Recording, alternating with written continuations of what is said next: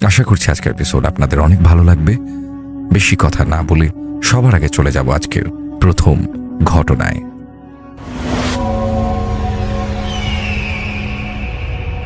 ধন্যবাদ রাসেল ভাই। রাসেল ভাই, এখন যে ঘটনাটি আমি শেয়ার করব সেটা আমার বাসার কাছেই একটি জায়গা আছে। এখন যে ঘটনাটি রাসেল ভাই শেয়ার করবো, রাজবাড়ী ভৌতিস্ট টিমের যে মেম্বার সজীব, ওই ঘটনাটি আমাকে কালেক্ট করে দিয়েছে। তো ওদের জন্য অনেক ধন্যবাদ। ওরা অনেক কষ্ট করে রোজার মধ্যে এই ঘটনাটি দিয়েছে। তো রাসেল ভাই, ঘটনাটি যে যার সাথে ঘটেছিল খুব বেশি দিন আগের না, এটা 2000 সালের ঘটনা এটাই। তো যার সাথে ঘটেছে তার নাম হচ্ছে বাবু।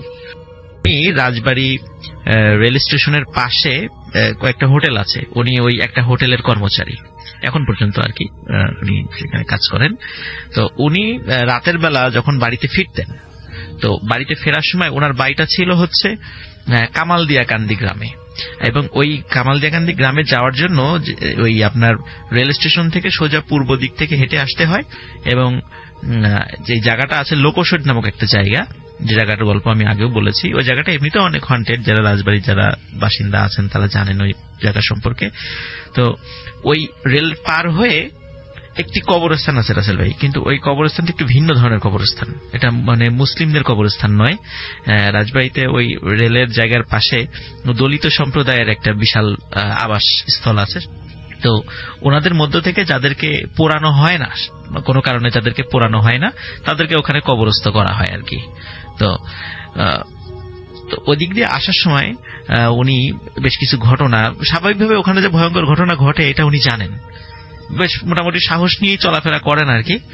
তো একদিন উনি ফিরছিলেন, ফেরার সময় যখন রেল পার হয়ে ঠিক ওই জায়গা দিয়ে যাচ্ছিলেন, কবরস্থানে ঠিক মাঝখান দিয়ে রাসেল ভাই পায়ে হাঁটার রাস্তা, দুই পাশে কবরস্থান, মাঝখান দিয়ে পায়ে হাঁটার রাস্তা। আর ওই কবরস্থানে বড় বড় দুটো শিমুল গাছ আছে, আমরা লোকালি সেটাকে মাদার গাছ বলে থাকি আর। এবং রাসেল ভাই, একটা মাদার গাছের অবস্থা এমন, ওটা যদি কেউ দেখে, যে কেউ মাদার গাছটা দেখে ভয় পাবে, মনে হবে যে একজন মানুষ দু হাত উঁচু করে দাঁড়িয়ে আছে, ঠিক একটা মানুষের অবয়বের মতো ওখানে একটা গাছ আছে আর কি। আর আরেকটা রাসেল ভাই ওই গাছ সম্পর্কিত বিষয়, সেটা হলো যে এখন পর্যন্ত মানে ওই গাছে কমপক্ষে 20 জন লোক, কমপক্ষে আরো বেশি হবে, কমপক্ষে 20 জন লোক সুইসাইড করেছে। ওই গাছের ওই যে আমি বললাম একটা মানুষের মতো দুই হাত উঁচু করে দাঁড়িয়ে আছে, ওই একটা ডালের সাথে বা আরেকটা ডালের সাথে কমপক্ষে 20 জন মানুষ এখন পর্যন্ত মারা গেছে। কেন যে ওখানে গিয়ে সুইসাইড করে এটা আসলে আমরা আজও জানি না, যে ওইখানে গিয়েই কেন মারা যায়। রাসেল ভাই, উনি যখন যাচ্ছিলেন, যাওয়ার সময় তো হঠাৎ ওই দিন ছিল চাঁদের মানে চাঁদনি রাত, হঠাৎ উনি মনে হলো যে মাথায় একটি ডাল এসে আঘাত করলো। তো উনি মনে করেন হয়তো যাওয়ার পথে কোনো ডাল হয়তো আমার মাথায় বেঁধে গেছে। তো উনি চিন্তা করলেন যে তাহলে আমি ডালটা হাত দিয়ে সরিয়ে দেই। যখন রাসেল ভাই উনি যখনই হাত দিয়ে সরাতে গেছেন ডাল, তখন দেখেন না, ওনার এটা আসলে কোনো ডাল না, এটা একটা মানুষের পায়ের মতো মনে হচ্ছে।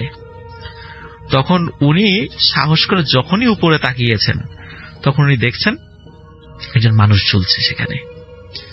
তো উনি ওই দৃশ্য দেখে উনার সকল সাহস শেষ হয়ে গেছে, উনি ওখানেই একটা চিৎকার দিয়ে সেন্সলেস হয়ে পড়ে যান। তো উনার ওই চিৎকারটা, তখন শীতকাল ছিল, অনেক দূর পর্যন্ত গিয়েছিল। গ্রামের লোকজন ওখানে যারা পাশে আছে, ওনার চিৎকার শুনে মশাল নিয়ে এগিয়ে আসে। এগিয়ে আসার পরে ওনাকে ওখান থেকে উদ্ধার করে নিয়ে যায়। তখন যখন উনি জ্ঞান ফেরে, তখন বলে যে আমি এই ঘটনা দেখেছি। বলে যে এটা তো এই জায়গার একটা সাধারণ ঘটনা, এটা নিয়ে অত ভয়ের কিছু নাই, মানে সাহস করে দোয়া কালাম করে চলবা, এগুলো কিছু হবে না। তো যাই হোক রাসেল ভাই, উনি সুস্থ হয়ে যান। যেহেতু সবাই তাকে অভয় দেয়, কিন্তু আমরাও এরকম অনেক ঘটনা দেখেছি, ভয়টাই পাইনি। উনি স্বাভাবিকভাবে একটু মানসিকভাবে মানে হয়ে ওঠেন, আবার চাঙ্গা হয়ে ওঠেন। তা ওই ঘটনা উনি ভুলে যান। এর রাসেল ভাই 3-4 দিন পর আবার কোনো কারণে মানে ওই হোটেল থেকে বের হতে হতে ওনার দেরি হয়ে গেছিল।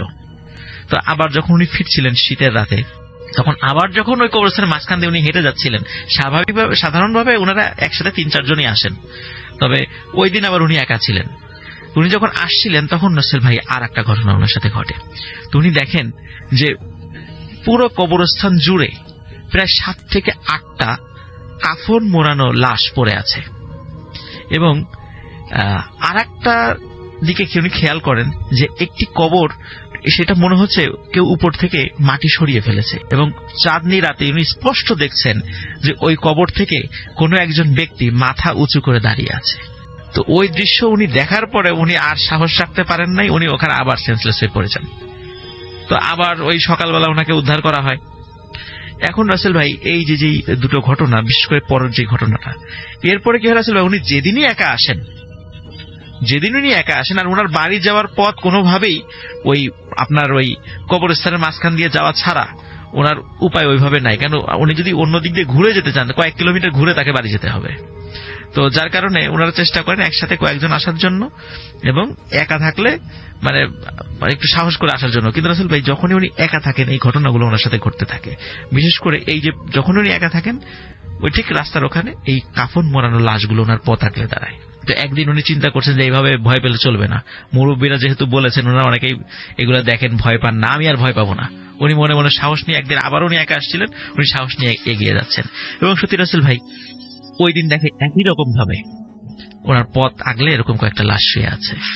তখন উনি চিন্তা করেন আজকে আর ভয় পাবো না, আজকে আমি এই লাশের উপর দিয়েই চলে যাব, দেখি আমাকে কি করে।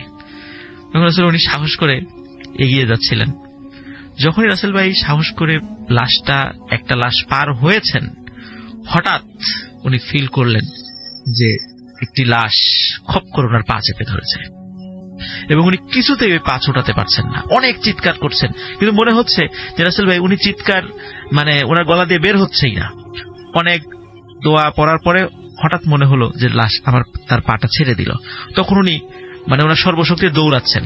কিন্তু রাসেল ভাই উনি যত জোরেই দৌড়ান না কেন, ওনার মনে হচ্ছে যে উনি একই জায়গায় দাঁড়িয়ে আছেন, অনেক জোরে দৌড়াচ্ছেন, কিন্তু উনি একই জায়গায়, মানে উনি কিছুতেই মনে হয় যে উনি 1 ইঞ্চি আগাতে পারছেন না।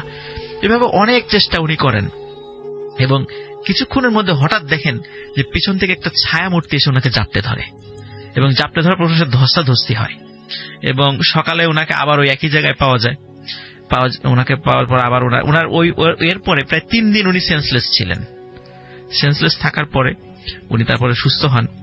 আর ওই যে রাসেল ভাই একটা ছায়ামূর্তির সাথে জাপটির কারণে ওনার শরীরে এখন পর্যন্ত অনেক মানে আঁচড় লাগার দাগ আছে, এখন পর্যন্ত এটা রয়ে গেছে আর কি। এই অনেকে বিশ্বাস করে যে অনেকে আমরা গল্প শুনি যে জিনের সাথে ধস্তাধস্তি হয়, কিন্তু ওনার শরীরে ওই ধস্তাধস্তির চিহ্ন এখনো বিদ্যমান।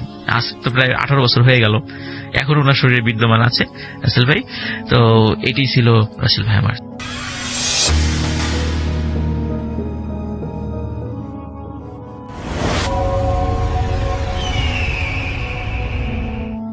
আসসালামু আলাইকুম, আপনাদের সবাইকে সাদর আমন্ত্রণ জানাচ্ছি। আমি আহমেদ বাবু। কেমন আছেন আপনারা?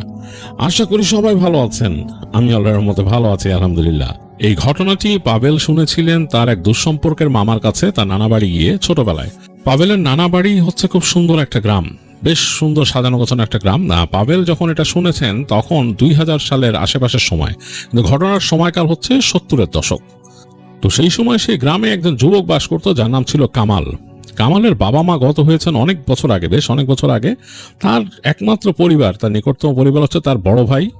সেই বড় ভাই থাকতেন শহরে, আর তিনি মাসে 2 বার আসতেন, এসে কামালের সাথে কথাবার্তা বলে যেতেন। এবং বড় ভাই খুব ইচ্ছা ছিল, যেহেতু তাদের এই বসত ভিটা যেখানে তাদের বাসা, সেই ভিটায় কামাল একা থাকে, তার ইচ্ছা ছিল কামালকে তিনি বিয়ে শাদী দিয়ে এস্টাবলিশ করবেন এখানে। তো তিনি সেভাবেই চিন্তা ভাবনা করছিলেন। আর তাদের কিছু জমি জমা ছিল, তাদের যে বসত ভিটা তার পাশে যে জায়গাটা নেমে গেছে ওইখানে তাদের কিছু জমি জমা ছিল। তো সেই জমিতে কামাল ফসল করতেন। আর এছাড়াও আরো যে জমি ছিল সেগুলো তারা লিজ দিয়েছিল, মানুষকে বর্গা দিয়েছিল, তো সেগুলোর থেকে কিছু আসতো। তো কামালের ভালোই কেটে যেত সেই জমি জমা থেকে ফসল করে, এবং তার বড় ভাই কিছু তাকে দিত। এই দিয়ে একলা মানুষ ভালোই চলতো। আর কামাল বিকেলবেলা চলে যেতেন, তাদের নৌকা ছিল, পারিবারিক নৌকা, এবং বাসা থেকে বেশ খানিকটা দূরেই, মানে তাদের বাসা থেকে বের হয়ে বিশাল ফসলের মাঠ, এবং তারপরে ওই পাশে নদী। তো সেই নদীর সংকীর্ণ অংশে তারা নৌকা বেঁধে রাখতো। তো কামালদের নৌকা ছিল, সেই নৌকা নিয়ে কামাল বেরিয়ে যেতেন, মাঝে মাঝে মাছ ধরতেন। তো মাছ ধরে তার নিজের চাহিদা তো মিটতো, আবার বেশি ধরতে পারলে তিনি বিক্রিও করতেন। তো এইভাবেই চলতো কামালের সময়, এবং কামাল বেশ সুখী ছিলেন। তো একদিনকার ঘটনা, কামাল এরকম দিনের বেলা তার কাজকর্ম সেরে ভাল লাগতেছিল না তার, বিকালের পরে তিনি বের হয়েছেন, ফসলের মাঠ ধরে যাচ্ছেন, তার জাল, তার বড়শি এগুলোর সাথে নিয়ে। তার ইচ্ছা হচ্ছে মাছ ধরবেন, বেশ রাত পর্যন্ত মাছ ধরবেন। যদি ভালো মাছ টাছ পান তাহলে তিনি ওই নৌকার মধ্যেই রান্না বাড়া করে খাবেন, খেয়ে ওখানে ঘুমাবেন। আজকে আর তিনি ওই মাঠ পার হয়ে ব্যাক করবেন না রাতে। তো এই চিন্তা করে কামাল যাচ্ছেন এবং ফসলের মাঠের মধ্যে দিয়ে যাচ্ছেন, বেশ ভালো লাগতেছে। বিকাল তখন গড়ায় গেছে, খুব সুন্দর একটা পড়ন্ত বিকেলের আলো এসে পড়ছে ফসলের মাঠে, ফসলের মাঠগুলো বাতাসে দুলতেছে, খুব সুন্দর লাগতেছে তার কাছে। এবং দূরে তিনি দেখতে পাচ্ছেন যে ওই নদীর একটা রেখা ওদিক দিয়ে গেছে, ওইটা দেখা যাচ্ছে নদীটার একটা আবছা রেখার মতো মনে হয়। তো যাই হোক, হাঁটতে হাঁটতে এক সময় ফসলের ঘ্রাণ নিতে নিতে তিনি পৌঁছায় গেলেন তার নৌকার কাছে, যে দেখলেন যে আরো একটা নৌকা বাঁধা আছে, ছলাৎ ছলাৎ করতেছে, বাড়ি মারতেছে পাড়ে এসে। তো গিয়ে তিনি হেঁটে গিয়ে নৌকার মধ্যে জিনিসপত্র রেখে নৌকাটাকে নিয়ে বের হয়ে গেলেন নদীতে। নদীতে যে তিনি দেখতেছেন কোথায় তিনি মাছ মারবেন, চিন্তা ভাবনা করতেছেন। তার ইচ্ছা বড়শি দিয়েও মাছ ধরা এবং জালও ফেলা, মানে দুইটাই তার ইচ্ছা আছে। মানে যখন যেটা ভালো লাগে আর কি, তিনি সব রকম ভাবে মাছ ধরতে অভ্যস্ত ছিলেন। তো যাই হোক, তো বেয়ে বেয়ে যাচ্ছেন নৌকা, সামনে যেতে যেতে তিনি একটা জায়গা বেশ পছন্দ ছিল তার। এটা হচ্ছে নদীর একটা অংশে নদীটা মোটামুটি একটু সংকীর্ণ হয়ে গেছে, কিন্তু সেইখানে অনেক গাছপালা নদীর দুই পাশে। এক পাশে হচ্ছে একটা মানে এরকম মানে পাড়ের মধ্যে ঘাস হচ্ছে উঁচু উঁচু, এবং তারপর বেশ সামনে গেলে গাছ গাছালিতে ভরা, মানে একেবারে বনের মতো। আর আরেক পাশে ওইখানে একটা বাংলো আছে, ওইখানকার একজন লোক ছিলেন, বেশ সম্মানীয় লোক, তার একটা বাংলো ছিল ওইখানে। ওই বাংলোটা এখন পরিত্যক্ত হয়ে আছে, মানে কোনো একটা কারণে তাদের পারিবারিক কোনো সমস্যার কারণে মানে দেখা যাচ্ছে যে মানে রাতারাতি তারা ওখান থেকে চলে যায়। তো তাদের একজন কেয়ারটেকার আছে যে ওইটা এখন দেখাশোনা করে, কিন্তু এই বাংলো পরিত্যক্ত হওয়ায় ওই জায়গাটাকে বেশ রহস্যময় মনে হয়। মানে কামাল অনেকবারই রাতের বেলা আশপাশ দিয়ে গেছে মাছ ধরতে, তো সে তাকায় থাকে, তার কাছে অন্যরকম লাগে। বিশেষ করে যখন ওই যে জ্যোৎস্না রাত হয়, তখন এই জ্যোৎস্নার আলো এসে ওই বাংলোর যে জানালা ওগুলো সার্সিতে পড়ে, মানে অন্যরকম লাগে, বেশ মানে রহস্যময় একটা অন্যরকম পরিবেশ। যাই হোক, কামাল আবার এটা খুব এনজয় করে, সে ওই জায়গায় তাকায় দেখতে দেখতে, এবং সে অনেক কথা শুনছে ওখানকার সম্বন্ধে, যে এই বাংলো দিয়ে রাতের বেলা কে হেঁটে বেড়ায়, জমিদারের স্ত্রী নাকি এখানে কি একটা সাধনা করতো, অন্যরকম অনেক ব্যাপার স্যাপার সে শুনছে। তো যাই হোক, ওগুলো সে কমই গায়ে মাখে, তার মূল উদ্দেশ্য হচ্ছে মাছ ধরা। কারণ ওই বাংলোর ওদিক দিয়ে গেলে সামনে যে ঘন বন আছে ওই পাশে নাকি বড়শি ফেললেও ভালো মাছ ধরা যায়, জাল ফেললেও ভালো মাছ ওঠে। তো ওই আশাই কামাল এদিকে আসছে। তো সে যখন নৌকা বাইতে বাইতে চলে আসছে, তখন সন্ধ্যা হয়ে গেছে। সে তার নৌকার মধ্যে হারিকেন জ্বালায় নিল। তো হারিকেনের আলোয় ছইয়ের ভেতরটা আলোকিত হয়ে আছে। সে দেখতেছে নৌকা আস্তে আস্তে সামনে যেতে যেতে চলে আসলো ওই বাংলোর কাছাকাছি, মানে সে এখন বাংলোর প্যারালালি আছে। তাকায় দেখতেছে যে একেবারে অন্ধকার হয়ে যাচ্ছে, ওর মধ্যে বাংলোটা দেখা যাচ্ছে। তো কামালের কাছে মানে খুব অন্যরকম লাগছে দেখতে। যাই হোক, দেখতে দেখতে সে চলে আসলো আরো সামনে, ওই বাংলো ছাড়া একটু সামনে চলে আসলো। তো ওইখানে এসে নৌকাটাকে একপাশে ভিড়ায় সে বসে চিন্তা করলো যে একটু চা খাই। সে তার ওখানে কুকার আছে, কেরোসিনের কুকার, চিন্তা করলো একটু চা বানায় খাই, তারপরে মাছ ধরবো।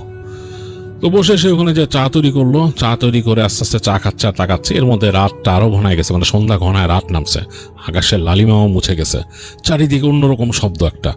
তো কামাল ওয়েট করতেছে চাঁদ ওঠার, দেখতেছে চাঁদ উঠতেছে না, মেঘে আকাশটা ছেয়ে যাচ্ছে।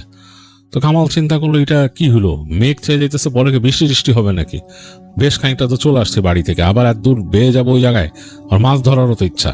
যাই হোক, এগুলো ভাবতে ভাবতে সে প্রথমেই জাল ফেলার সিদ্ধান্ত নিল, জাল ফেললো। তো অন্ধকার রাত, যেহেতু আকাশের চাঁদ নাই, মেঘে ঢেকে আছে চারিপাশ, আর এর মাঝে হারিকেনের আলো কেমন যেন একটু রহস্যময় লাগতেছে, এবং দূরে ওই বাংলোটার ওই উঁচু উঁচু দালানগুলো দেখা যাচ্ছে।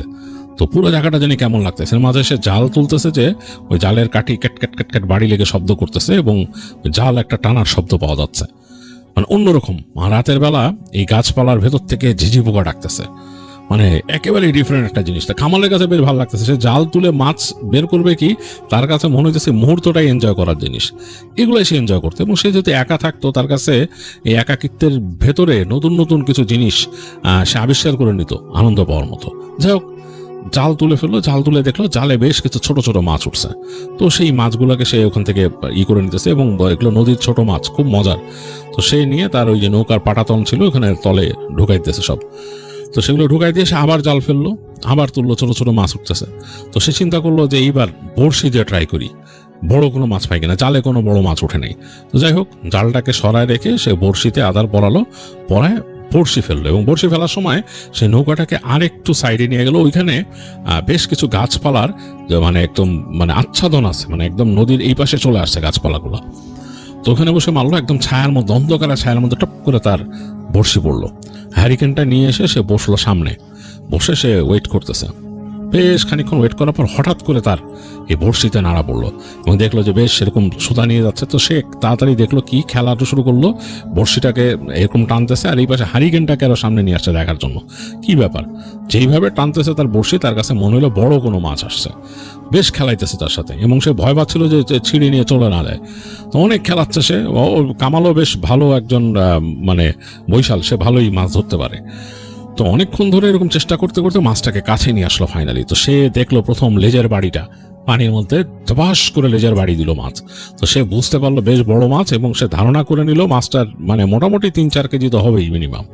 তো সে আর একটু খেলতে খেলতে খেলতে সামনে নিয়ে আসলো, এসে দেখলো যে মানে মাছ এরকম উঠে নড়তেছে পাশ থেকে এবং হারিকেনের আলো ফেলে বুঝলো যে এটা বেশ বড় মাছ, মানে প্রায় 4 কেজি ওজন হবে, এটা একটা গজার মাছ সে দেখতে পারছে। তো এখন কি করবে, তার ওইখানে এরকমই ছিল মাছ ওঠানোর জন্য এরকম জালের মতো 3 কোণা একটা ঝাঁপির মতো জাল ছিল। তো ওইটা পানির নিচে দিয়ে সে মাছটাকে তুলে ফেললো।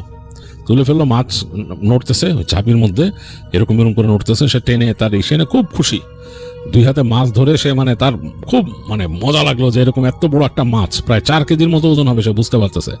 এই সময় মেঘ ডাকলো, গুরু গম্ভীর মেঘ, গুরুম গুরুম করে মেঘ ডাকতেছে মেঘের উপরে এবং আকাশের মধ্যে দেখলো বিজলিও চমকাইলো পিছনে। তো বুঝলো যে ঝড় বৃষ্টি আসতেছে।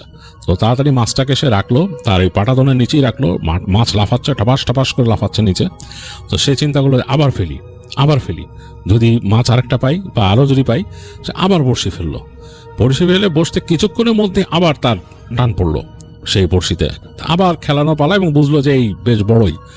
এবার টানতে টানতে মনে হলো যে আরো শক্তিশালী আরো বড় মাছ হবে। তো অনেক খেলতে খেলতে সে মানে সে ভয় পাচ্ছিল ছিঁড়ে চলে না যায়। তো এরপরে সে যখন কাছে আনলো ওই লেজ দিয়ে বাড়ি মারতো, তখন সে দেখলো আরো বড় একটা মাছ এবং আরো কাছে টেনে বুঝলো যে এইটাও গজার মাছ। তো তার কাছে তো একেবারে অন্যরকম অবস্থা। এর মাঝে বৃষ্টি ঝুম করে নামলো বৃষ্টি। তো সে দেখলো যে মাছ তো চলে যাবে, মাছ এরকম করে মানে নাড়া দিচ্ছে একদম কাছে এসে, মানে সুতা চিরে চলে যাবে, বড়শি চিরে চলে যেতে পারে। সে তাড়াতাড়ি ওই জাল দিয়ে ফেললো। ওখানে জাল দিয়ে মাছটাকে তুলতে যেয়ে বুঝলো যে এটা আরো বড় হবে, এটা মনে হয় 5 কেজি হবে। তুলে সে মানে পড়ে যেতেছিল, তার ওই যে লাঠি দিয়ে মানে ওই যে জালটাই করা ওই মাছের ঝাঁকুনি যে মনে হচ্ছে ওটা ভেঙে পড়ে যাবে কট করে। যাই হোক অনেক কষ্টে তুলে আনলো, এনে সে ওই নদীর তার যে নৌকার পাটাতনে ফেললে, এর মধ্যে জম বৃষ্টি শুরু হয়েছে। তো সে তাড়াতাড়ি পাটাতনের উপরে ওই যে কাঠের ঢাকনা দিয়ে সে জালটাকে এই পাশে রেখে, ওই 3 কোণা জালটাকে এই পাশে রেখে ছাউনির ভিতরে চলে আসলো। সে এসে দেখতে তার শরীর পুরো ভিজে গেছে, গোসল হয়ে গেছে এতটুকু পানিতেই, মানে এখন যে দাঁড়ায় ছিল। চিন্তা করলো এখন কি করবে এবং বেশ কড়কড় শব্দে বাজ পড়তেছে, বেশ মানে কড়া অবস্থা বৃষ্টির এবং নদীর পানিতে বড় বড় ঢেউ উঠতেছে। তো চিন্তা করলো যে এই পাড়ে তো আমি বসে আছি, এখানে তো বন বাজার আর কিচ্ছু নেই, এখানে নেমেও আমি কোথাও যেতে পারবো না। আর তার কাছে মানে খুব একটা ভালো লাগতেছে না। চিন্তা করলো যে আমি এক কাজ করি, মাছ তো 2টা পাইছি, তার পরিচিত মানুষ আছে ওই যে কেয়ারটেকার, ওই যে বাংলোর যে কেয়ারটেকার আছে, তার সাথে তার পরিচয় আছে জয়নাল সাহেবের সাথে। তো জয়নাল চাচা বলে সে। তো চিন্তা করলো যে জয়নাল চাচার বাসায় চলে যাই, মাছ 2টা নিয়ে যাই আর ছোট মাছও নিয়ে যাই, উনি যা রাখবে রান্না বাড়া হোক। জয়নাল চাচার ছেলে যে আছে মবিন, তার সাথে তার ভালো পরিচয় আছে। যাই হোক সে নৌকা নিয়ে ওইদিকে ঘোরানো শুরু করলো ওই বাংলোর দিকে। তো যাচ্ছে, বড় বড় ঢেউ উঠতেছে এর মধ্যে। নদী কিন্তু এখানে বেশ সংকীর্ণ, কিন্তু তারপর বড় বড় ঢেউ, তার মানে নৌকা বেশ দুলতেছে এরকম। তো সে বুঝলো যে সিচুয়েশন খারাপ, মানে ঝড় বৃষ্টি আরো বেশি হবে। তো এক সময় সে নদীর ওই পারে চলে আসলো বাংলোর এখানে এনে সে নৌকাটাকে টেনে উঠে একদম অনেকখানি উপরে নিয়ে আসলো, যাতে ওই পানি বেড়ে গেলে বা জোয়ার আসলে যাতে আবার ভেসে না যায়। তো ওইখানে নিয়ে টেনে একদম উপরে নিয়ে ওই জায়গায় সে তার যে অ্যাঙ্কর আছে অ্যাঙ্কর দিয়ে আটকায় দিল। অ্যাঙ্কর দিয়ে আটকায় দিয়ে বুঝলো যে এখন তার নৌকা যাবে না। তো সে ওই মাছগুলাকে বাঁধলো, ওই নৌকার মধ্যে সুটলি ছিল, বড় মাছ 2টা সুটলি দিয়ে বাঁধলো আর ছোটগুলাকে সেরকম হাঁড়িতে উঠায় সবকিছু নিয়ে হারিকেনটা সহ, বৃষ্টি পড়তেছে, সে রওনা দিল ওই জয়নাল যে আছে ওনার বাসার দিকে। তো তিনি বুঝতেছে যে জয়নাল চাচার বাসায় গিয়ে মাছ টাছ নিয়ে গেলে তারা খুব খুশি হবে, সে বুঝলো, কারণ জয়নাল চাচা তার স্ত্রী আর তার ছেলে থাকে ওখানে।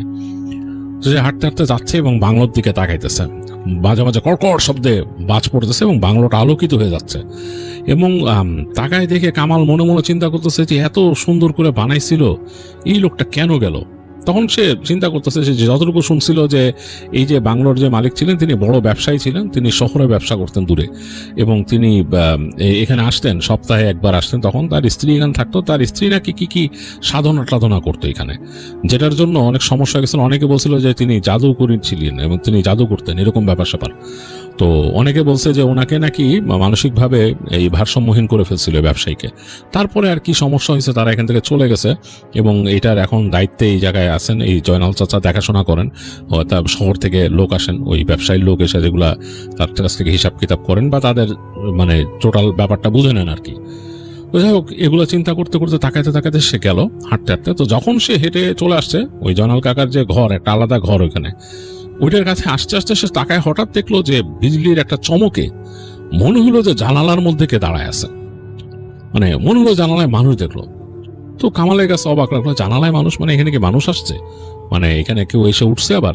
এগুলো চিন্তা করতে করতে সে জয়নাল কাকার ঘরে যে দরজা নাক শুরু করলো এখানে, জয়নাল কাকা, মবিন, দরজা খোল, দরজা খোল, আমি কামাল, বারবার বলার পর তখন বৃষ্টির মানে হ্যাচলা এসে পুরো ভিজে যাচ্ছে। তো এক সময় দেখলো মবিন দরজা খুলছে, জয়নাল কাকার ছেলে, তার বলে, কিরে কি অবস্থা তোর, ভিজে পড়ে কোথা গেলি, তোর হাতে কি এটা, তুই মাছ ধরেছিস? তখন বলতেছে যে হ্যাঁ মাছ ধরছি, দেখ বেটা 2টা মাছ দেখ এরকম। আর ওই যে হাড়ি দেখাইলো, ওর মধ্যে আছে আরো ছোট মাছ। তো খুব অবাক মবিন, তো একদম বলে, তুই তো কাজ সেরে ফেলছিস, সেটা কি এত বড় মাছ? এই বলে তখন তার বাবাকে ডাকলো, আব্বা দেখে যাও এই কামাল কি নিয়ে আসছে। তো জয়নাল চাচাও বেরোলে একটু পরে, দেখলো মাছ দেখে পুরো অবাক। তার স্ত্রী ওদিক থেকে উকি দিলেন, দেখে বললেন। তো তখন কামাল বলতেছে যে কাকি এ মাছ রান্না করেন, মাছ খাবো। তো কাকি বলতেছে, মাছ যে বড় বাবা, রানতে রানতে তো অনেক রাত হবে, তুমি কি আজকে থাকবা? তো কামাল বলতেছে, হ্যাঁ কাকি আজকে আপনাদের এখানে থাকবো, আপনাদের এখানে খাবো, খেয়ে আপনাদের এনে ঘুমাবো। তো কাকি বলছে, আচ্ছা বাবা যাও, তো হাত মুখ ধুয়ে আসো যাও। তো মবিনকে বললো কামাল, যাই আমার নিয়ে চল। তো মবিন তখন সাবান সহ নিয়ে গেল কামালকে, নিয়ে যে সেই তাদের চাপকল ছিল, চাপকলের কাছে মবিন চাপকল চাপতেছে আর কামাল হাত মুখ ধুচ্ছে সেই পানি দিয়ে, আর গল্প করতেছে। আকাশ তো অন্ধকার, চাঁদ নাই, মেঘ, বৃষ্টি হচ্ছে, একেবারে মেঘে ঢেকে আছে। এর মাঝে মাঝে মাঝে বিদ্যুৎ চমকাচ্ছে। তো বিদ্যুৎ চমকাইলে ওই ফ্ল্যাশে চারপাশে অনেক দূর পর্যন্ত দেখা যাচ্ছে। কেমন জানি একটা ভীতিকর, ওই পাশে যে মানে গাছগাছালির যে বনের মতো জায়গাটা ভীতিকর লাগতেছে। ওই যে বাংলো বাড়ির ওই পাশেও বিশাল গাছপালা দিয়ে কিন্তু ঘেরা। তো ওই জায়গায় তাকায়, ওইদিকে তাকাচ্ছে, তাকায় তাকায় কামাল বলতেছে মবিন ডেকে, মবিন তুই ভয়টা পাইস না তোরা? বলে কেন? ওই জায়গা তো কেমন ভয়ঙ্কর দেখতে। বলে যে এই জায়গা ভয়ঙ্কর, এখন কি করার আছে, আমরা তো এখানে থাকি, আমার আব্বা এগুলো দেখাশোনা করে, এখন তো কিছু করার নাই। দেখে তো কেমন ভয় লাগে, দেখ এই যে যখন যতবার বিজলি চমকাইতেছে কেমন লাগতেছে। এগুলো বলতে বলতেই কামালের আবার চোখ পড়লো ওই যে জানালার কাছে। ওইখানে সে এইবারও এই বিজলির আলোতে দেখে মনে হলো যে একটা মহিলার অবয়ব দেখলো, অ্যাজ ইফ একটা মহিলা ওখানে দাঁড়ায় থাকলে যেরকম লাগে, চেহারা টেহারা বোঝা যাচ্ছে না, মনে হচ্ছে শাড়ি পরা কোনো মহিলা ওখানে দাঁড়ায় আছে, বিজলির আলোতে দেখছে। তো সে তখন বললো মবিনকে, এই তোদের এখানে কি মানুষ আসছে নাকি? অন্ধকারের মধ্যে মনে হলো মহিলা দাঁড়ায় আছে বারান্দায়, ওই যে জানলার কাছে, ওই জানলার কাছে। তখন মবিন বলছে, এই তুই হাত দিয়ে এগুলো দেখিস না, হাত মুখ তো তাড়াতাড়ি। তো কামাল ধুইলো একটু অবাক, কামাল বলে, কি ঘটনা কি, তুই এরকম ভয় পাস কেন? তো কোনো কথা না বলে সে চলে আসলো। তারা বাসার মধ্যে অলরেডি তো ভিজা ছিল, কামালকে গামছা দিল মবিন এবং সে হাত মুখ মুছে টুছে ঘরের মধ্যে ঢুকলো, মানে মবিনের যে ঘরটা ওখানে ঢুকলো। ঢুকে বসে গল্প করতেছে, তো মানে বিভিন্ন এটা ওইটা জিজ্ঞেস করতেছে মবিন কামালকে। তো কামাল বলতেছে, এই তুই ওই জায়গায় দেখানোর পর এরকম করলি কেন, মানে ওখানে কি সমস্যা কি? আমি তো দেখছি এক মহিলা, ওইদিকে হাত দিয়ে দেখাস না, ওই জায়গায় উল্টা পাল্টা কথা আছে, জানাস না তুই? বলে কি? এই মানুষ এখানে দেখে, জমিদারে বউরে দেখে ওইখানে, তার অনেকেই দেখে। তো তখন কামাল বলতেছে, তুই দেখছিস? আমি দেখি নাই, আমি অনেক সময় রাত্রেবেলা এখানে শব্দ পাই, অনেকে যেন হেঁটে যায়, শর্ট করে হেঁটে যায়, আমি নুপুরের শব্দ পাই, অনেক কিছু আছে এখানে। আর এই বাসা তো মানে আমি আমার বাবারে বলছিলাম যে এই চাকরি ছেড়ে দাও, বাবা বলে যে এই বয়সে আর কি কাজ পাবো, এর জন্য বাবা ই করে না। বাবার ইচ্ছা যে আমি যে পড়াশোনা করছি কলেজ পর্যন্ত, বাকিটা আমি শহরে যে মানে পড়াশোনা করবো, আরো বড় ডিগ্রি নিব। বাবা যতদিন পারে এখানে নির্ভেজাল কাজ করে যেতে চায়, এর জন্য বাবা যায় না। কিন্তু এই জায়গা ভালো না রে বেটা। তো তখন কামাল বলতেছে যে আর তুই কি কস, আমার কাছে তো বেশ মজা লাগতেছে, আমার ইচ্ছা করতেছে এনে ঘুরে দেখতে। না ওই নামও নিস না, ঘুরে দেখতে মানে কি বলতে চাস তুই? বলে, না বেটা আমি তো তোদের এখানে শুনছি, তোদের এখানে কি বলে জাদুটোনা করতো, জমিদারে বউ কি সব বলে আছে এখানে।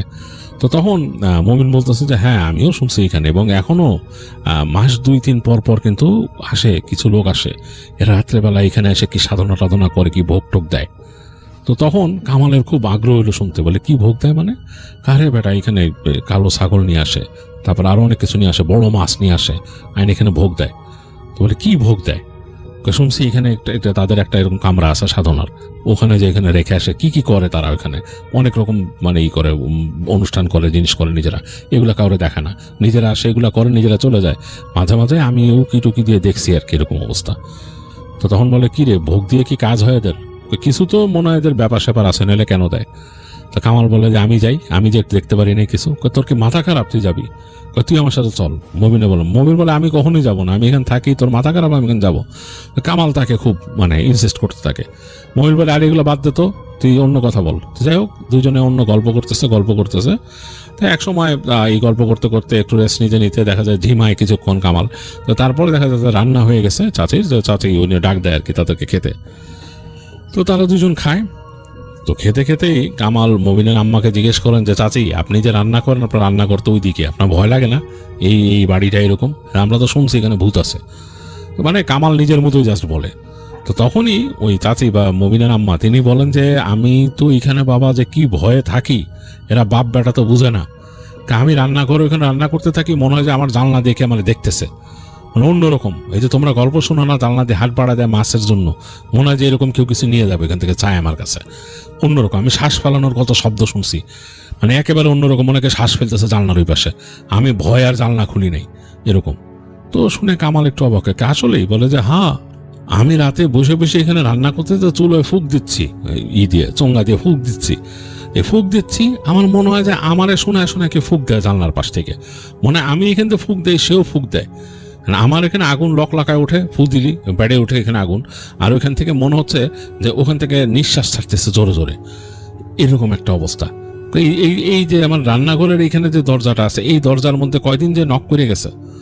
তো তখন জয়নাল সাহেব আবার তাকে বলে যায়, চুপ থাকো, কি বলো উল্টাপাল্টা কথা, এইসব কথাবার্তা বলতে হয় না মানুষের, এসে আমি এখানে দেখাশোনা করি, তুমি এগুলো কি বলতেছো? তো তখন ওই চাচি আবার চুপ করে গেলেন।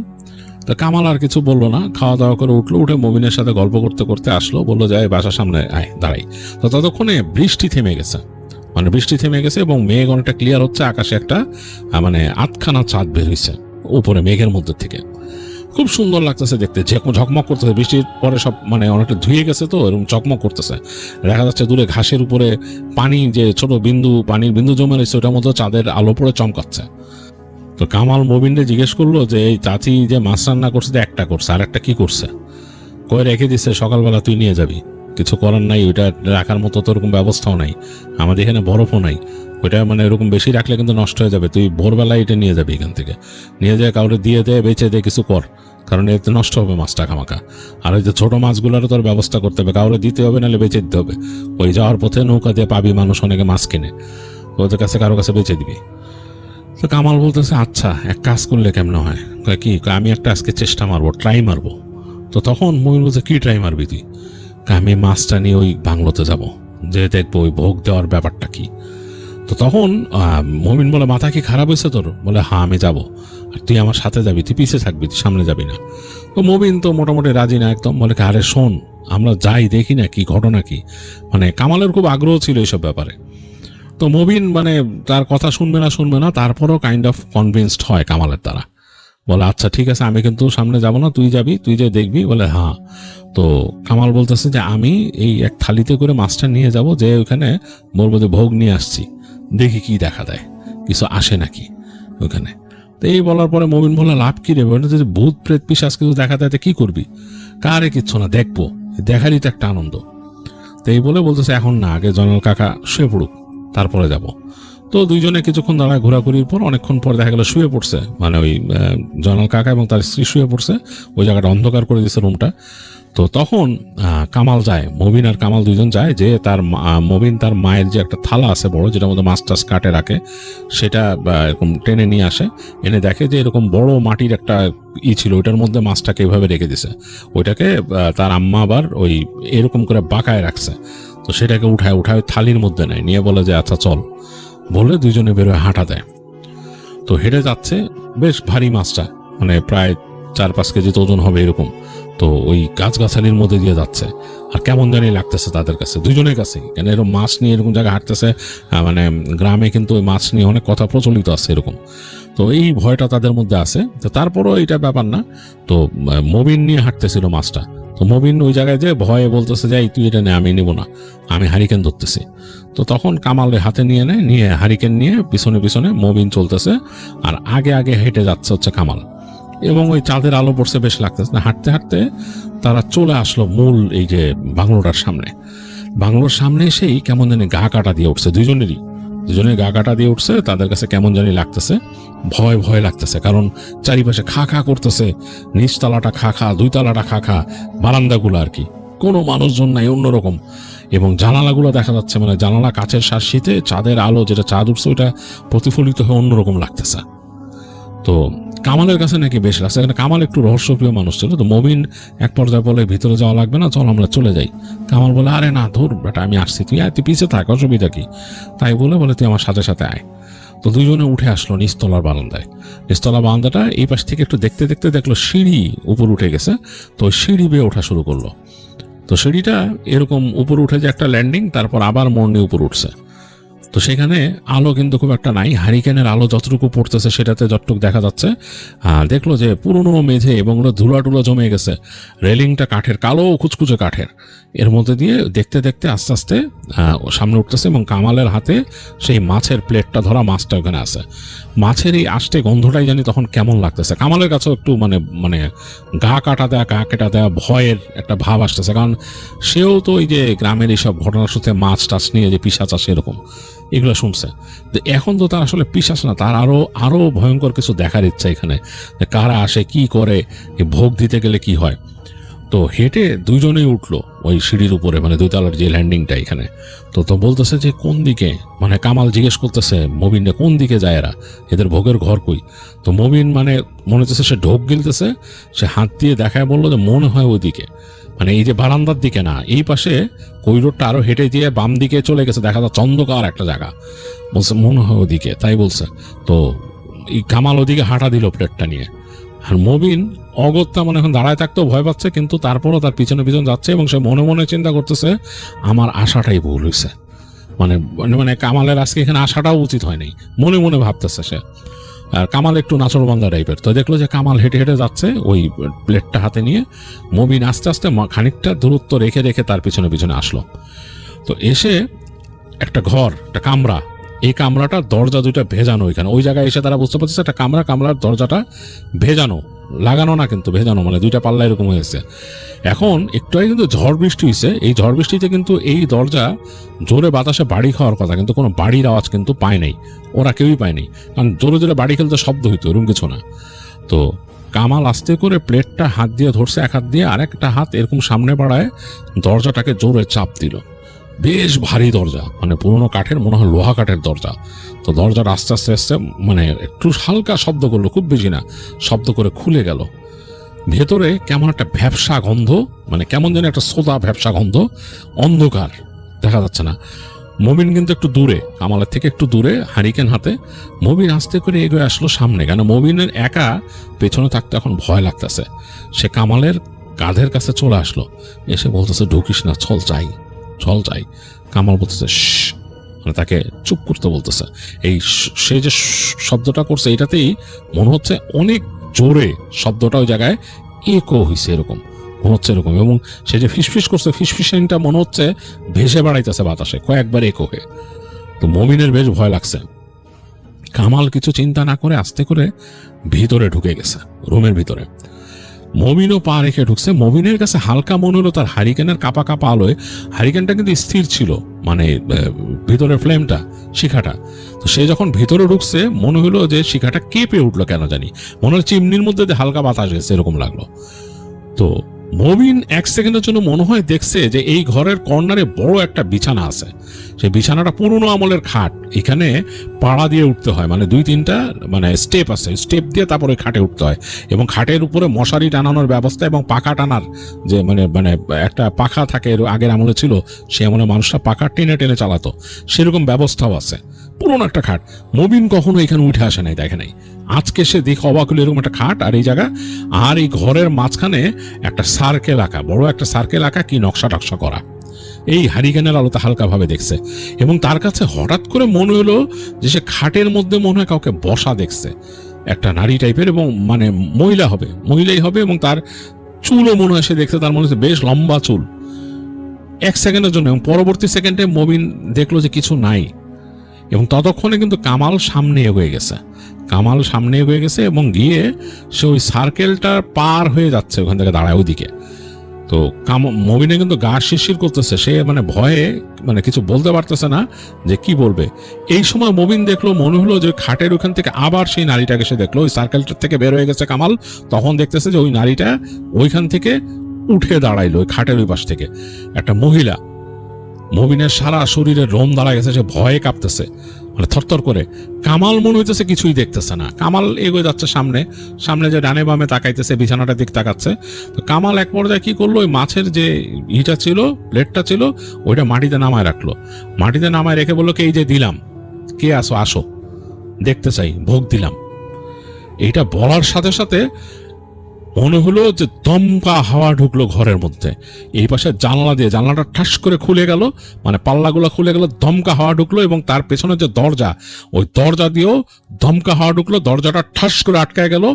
আর ভেতরে যে হারিকেনের যে শিখা জ্বলতেছে, শিখাটা পট করে নিভে গেল। মবিন তো মনে হলো যে এমন ভয় পাইছে, সে জীবনে এরকম ভয় পায় নাই।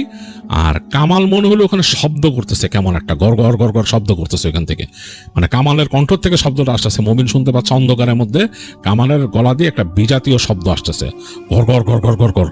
এবং এইখানে দরজা বন্ধ হয়ে গেছে, আলো কিন্তু তেমন দেখা যাচ্ছে না। তো ওই খাটের পাশে জানলাটা যে খুলছে, ওইখান থেকে একটা রাতের আলো, মানে চাঁদের আলো সব আসতেছে। এই আলোতে মবিন এখান থেকে দেখলো কামাল মাটি থেকে উঠে গেছে কয়েক ইঞ্চি এরকম, আর বাঁকা হয়ে গেছে, তার হাত দুইটা এরকম বাঁকায় পিছনে চলে গেছে, সে এরকম বাঁকা হয়ে যাচ্ছে। তো মবিন আর মানে তার মানে কোনো রকম সেন্স ঠিক রাখতে পারলো না, সে দৌড় দিল দরজার দিকে, বন্ধ দরজার দিকে। যে সে জোরে প্রাণপণে টানা শুরু করলো, প্রাণপণে টানছে, খুলতেছে না খুলতেছে না। সে মানে মানে মন থেকে শুধু বলছে, দুধ চাই, দরজা খোল দরজা খোল। বলতে বলতে সে মানে কি বলছে তার খেয়াল নাই। একসময় ড্রিম করে দরজাটা খুলে গেছে, মনে হলো অল অফ এ সাডেন কেউ টেনের অ্যাক্সিলেটর ছেড়ে দিছে। ওই দরজা খুলে সে হিড়মুড়ায় পড়লো ফ্লোরের মধ্যে। ফ্লোরে যখন পড়ছে, সে তাকায় দেখতেছে ওই ফ্লোরের মধ্যে আস্তে আস্তে নেমে আসলো কামাল এবং শুয়ে আছে। কামাল মনে হলো যে এরকম শুয়ে আছে এবং ফ্লোরের মধ্যে শুয়ে পড়লো সে। এবং তার পাশে একটা অবয়ব দাঁড়ানো, একটা নারীর অবয়ব, তার চুল এত লম্বা যে মাটি পর্যন্ত একদম বিছায় যাচ্ছে। আর কামাল ওখানে শুয়ে গড় গড় গড় গড় গড় গড় করতেছে, মানে সে আর মানে ভয়ঙ্কর দৃশ্য। এটা আসলে মবিন নিতেই পারেনি, সে ওখান থেকে দৌড় দিল, বের হয়ে দৌড় দিয়ে সে সিঁড়ি দিয়ে হাঁচড়ায় পাছড়ায় নামলো। লাস্টের সিঁড়িতে এসে সে পিছলায় পড়ে গেল, পিছলায় পড়ে ছ্যাঁচড়া অনেক দূর আসছে। ওই অবস্থা আবার দৌড়াইছে সে দৌড়াইতে দৌড়াইতে সে বাসায় চলে গেছে। বাসায় যে তার ঘরে ঢুকে সে দরজা লাগাই দিছে, ভয়ে থরথর করে কাঁপতেছে। তার মানে কিছু বলার মতো সাহস নেই। এবং সে তার বাবাকে যে বলবে এই চিন্তাও করতে পারতেছে না, বাবা কি বলবে কি হবে এই চিন্তা করতে করতে সে অনেকক্ষণ চুপচাপ বসে থাকলো একা একা, মানে কিচ্ছু করার নাই। বাসার মধ্যে হারিকেন আবার জ্বালাইছে এবং সে চুপচাপ বসে আছে। তারপর চিন্তা করলো যে আমি যদি একদম চুপচাপ থাকি, কিছু না বলি, তাহলে ছেলেটার তো ক্ষতি হবে, কামালের তো কিছু একটা, যে অবস্থা দেখে আসছি। তখন সে উঠে গিয়ে তার বাবার যে দরজা ওইটার মধ্যে নক করলো, আব্বা উঠেন, আব্বা আব্বা বলে ডাক দিল। অনেকক্ষণ পর তার বাবা বলছে, কি হয়েছে? তাহলে আপনি আসেন, কথা আছে। তো জনাল সাহেব আস্তে করে এসে দরজা খুলে দাঁড়াইলো, চোখে ঘুম। কি হয়েছে? তো বললো যে আমার সাথে কামাল গেছিল ওইখানে, কামাল আমার নিয়ে গেছিল ওই জায়গায়। তো সাথে শোনার সাথে তার বাবা তারে দিল এক চড়, ঠাস করে একটা চড় বসাই দিল। বলে তোরে নিয়ে গেল মানে তুই কি ওখানে যাবি ওর সাথে? বলে হ্যাঁ নিয়ে গেছে। এখন কই কামাল? কই? কামাল ওইখানে ফ্লোরের মধ্যে বসে গড়াইতেছে, তার গলা দিয়ে শব্দ বেরিতেছে এরকম। তো জনাল সাহেব তো মানে পুরা হয়ে গেলেন। সাথে সাথে তিনি তার ঘরের থেকে হারিকেন বের করলেন, বললেন ঘাড়ের তলে হ্যাজাক আছে, হ্যাজাক বাইর কর। তো নিয়ে তখন অবাক হয়েছেন মবিন যে তার বাবার এত সাহস, সেটাই অবাক হলো।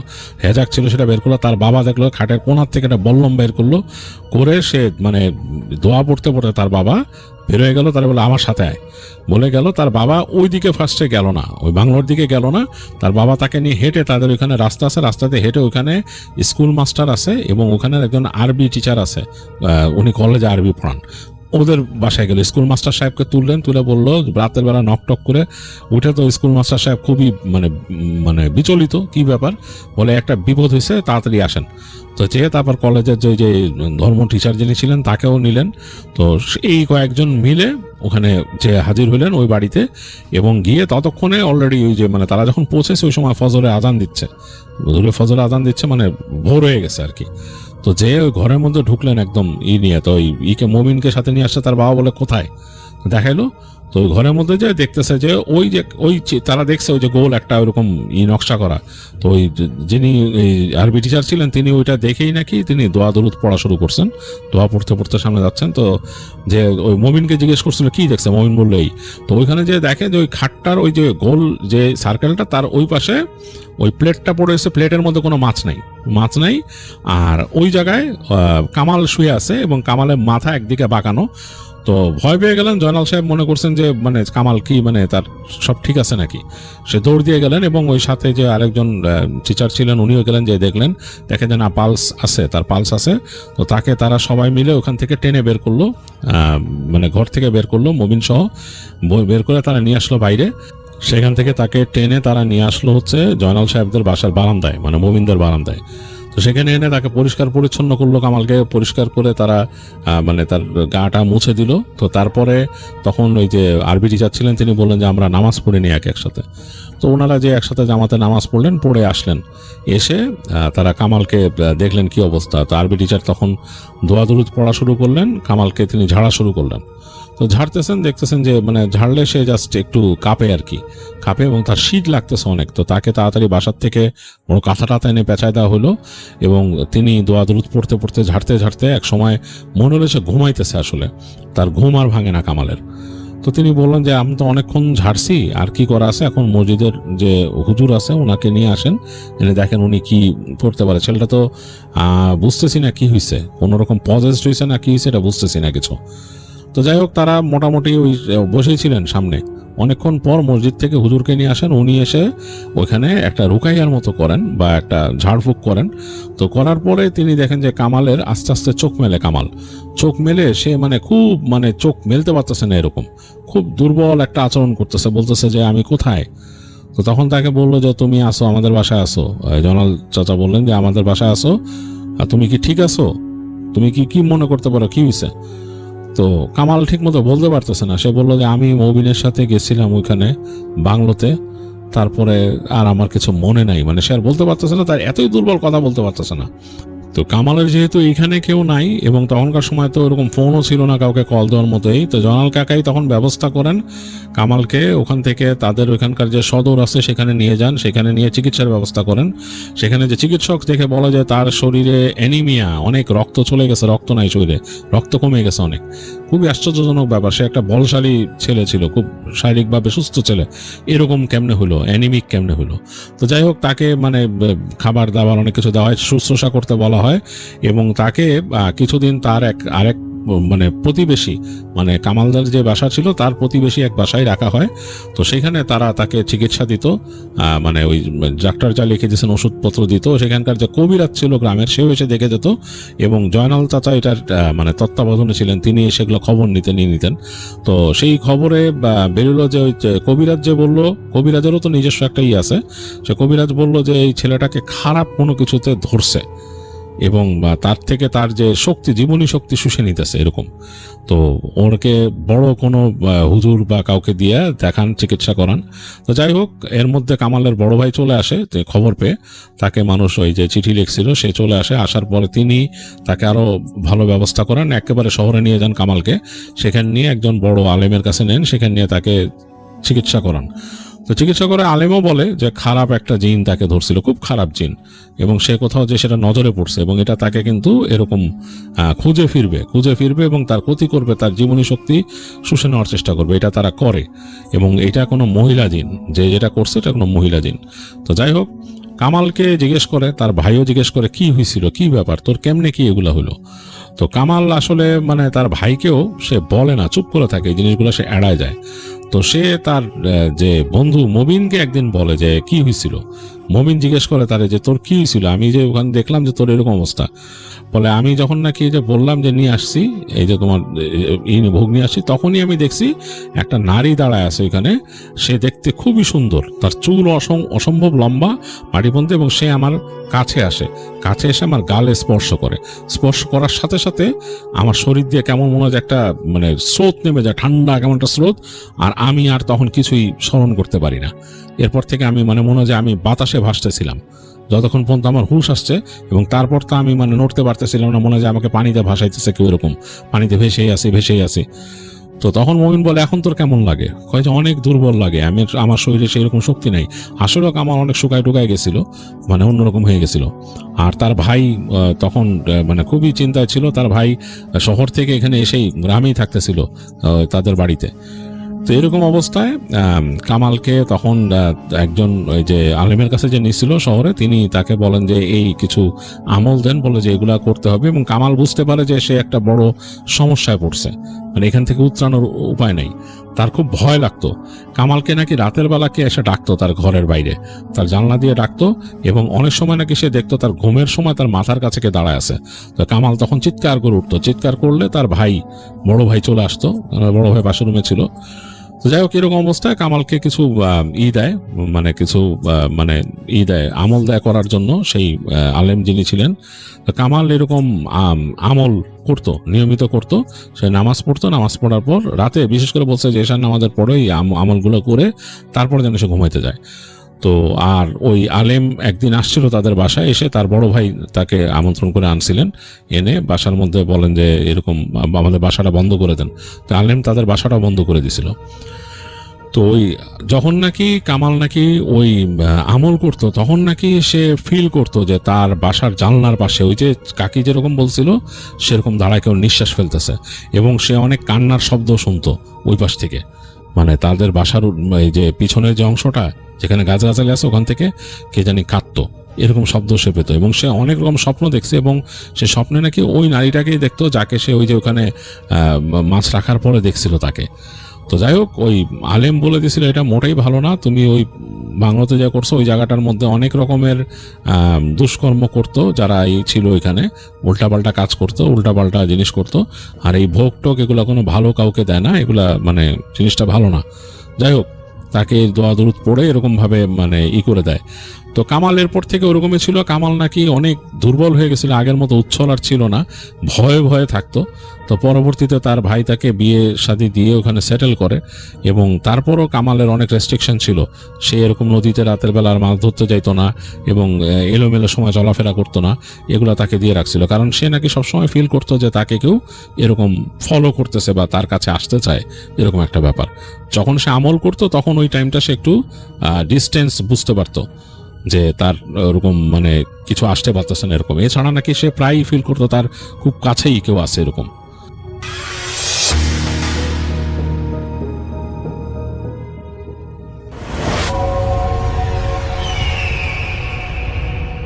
আসসালামু আলাইকুম লিসনার্স, সবাইকে আমন্ত্রণ জানাচ্ছি। আমি ডক্টর আলিফ। আশা করছি আপনারা সবাই ভালো আছেন, সুস্থ আছেন।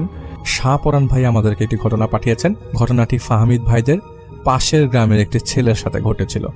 তো ফাহমিদ ভাই সেই গ্রামের নামটি বলতে না করেছেন, সেই ছেলের নাম আসল নামও শেয়ার করেনি।